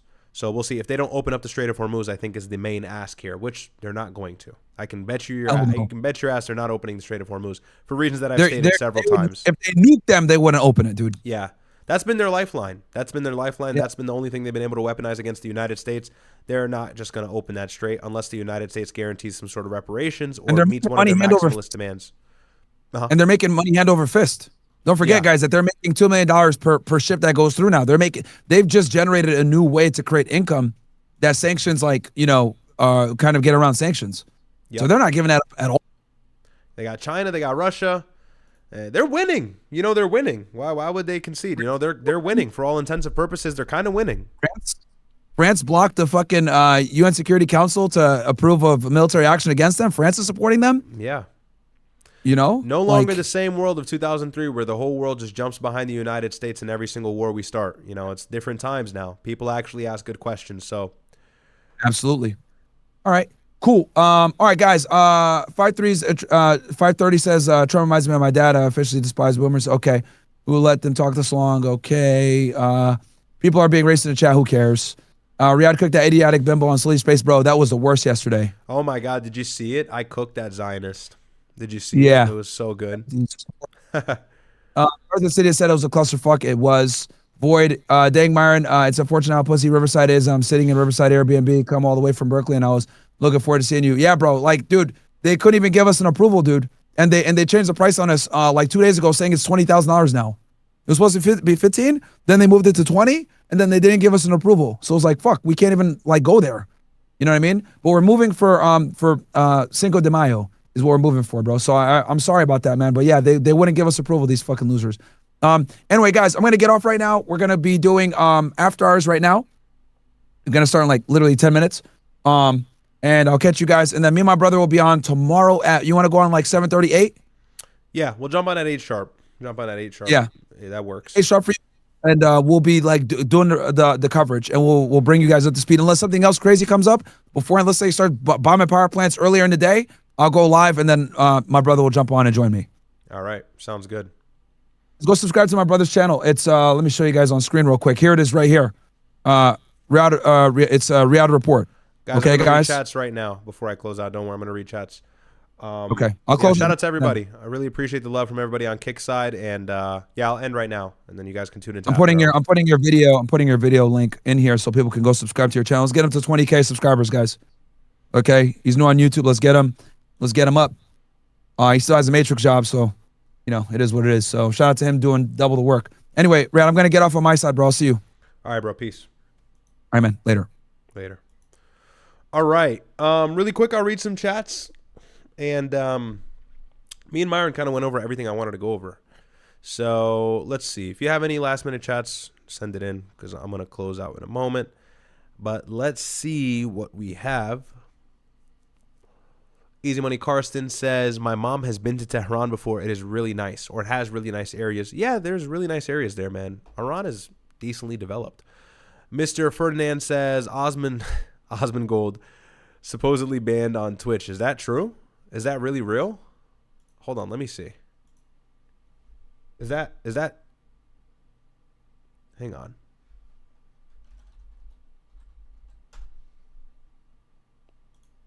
You trolling me? I mean, isn't most of his views and oh yeah, he was banned on Twitch. Damn. Tough. Doesn't matter, bro. I can guarantee you this guy makes so much money on YouTube. Trust me. Okay. He'll probably get it back. All right. 1936, the Shah banned the hijab in Islamic clothes. Okay. Thanks, Peter. Dick him down. Dope and in music. On watch together, both of you can pause YouTube videos. On watch together, both of you can pause YouTube videos. I fear I don't understand that chat, man. Our says, is it true that Trump is actually a you-know-what? You know, Mark Levin said that, so maybe. Mark Levin said that. Ken Rose, $2. Hey, Ken Rose, thank you so much. I always see your name in the super chats. But yeah, I know you guys want me to stay on. Me and my brother will finish the rest of everything tomorrow. I know, I'm sorry, okay? And yo, I don't want to riff for too long, but I'm like, yo, after I talk, like when I monologue, for like just 2 hours, the congestion gets to a level, man. It gets bad, you know. So the last few days, it's been tough. But, you know, I cleaned up yesterday, organized the apartment. I live alone. I saw a comment the other day on YouTube said, bro still lives with his parents. Like, all right, bro. And if I did, I'm 24. So that's not that big of a deal. But, yeah, I organized. I put all my clothes back. I kind of, like, set everything up nice. I never do that. My clothes just stay in the dryer, and then I pick out the dryer for weeks. I'll be honest, I'm a guy. So I organized all my clothes. Now I can think of a fit and just put it together quickly, you know. So had a little bit of break from YouTube and work, and so I kind of got my life back together. But, yo, I got a sinus infection. I need antibiotics. I definitely have a sinus infection. So that sniff wasn't performative. I sniffed. Shrimp Paste says, Ryad, bro, keep it up. Hey, thank you so much, man. God bless you. But W's, shout out to all of you. Subscribe to the channel if you have not already. Like the video. I will be live tomorrow, most likely, with my brother at 8 p.m. So long as the news calls for it and nothing develops prior to that. If it does, expect to catch my brother at whatever time the news develops, whether that's 3 a.m. or 3 p.m. He'll be live on YouTube, but primarily Kick. Just go find him on Kick. It's better anyways to watch my brother there. And in regards to me, like I said, I'll follow up with him at 8 p.m. We'll see. My prediction, Trump is not going to hit them tomorrow. Okay? I'm not saying take it to the bank. You know, I'm not 100% positive, but I'm just following the trajectory of the empty claims that he's been making and boasting about for the last few weeks. Maybe he'll do something tomorrow, but I don't think he's going to launch a full bombing campaign against all of the nuclear facilities. To me, that just seems highly unlikely. Highly unlikely. So I'll catch you guys. Great to see you. And until next time, God bless all of you. And it was a great stream. Be back in less than 24 hours. God bless.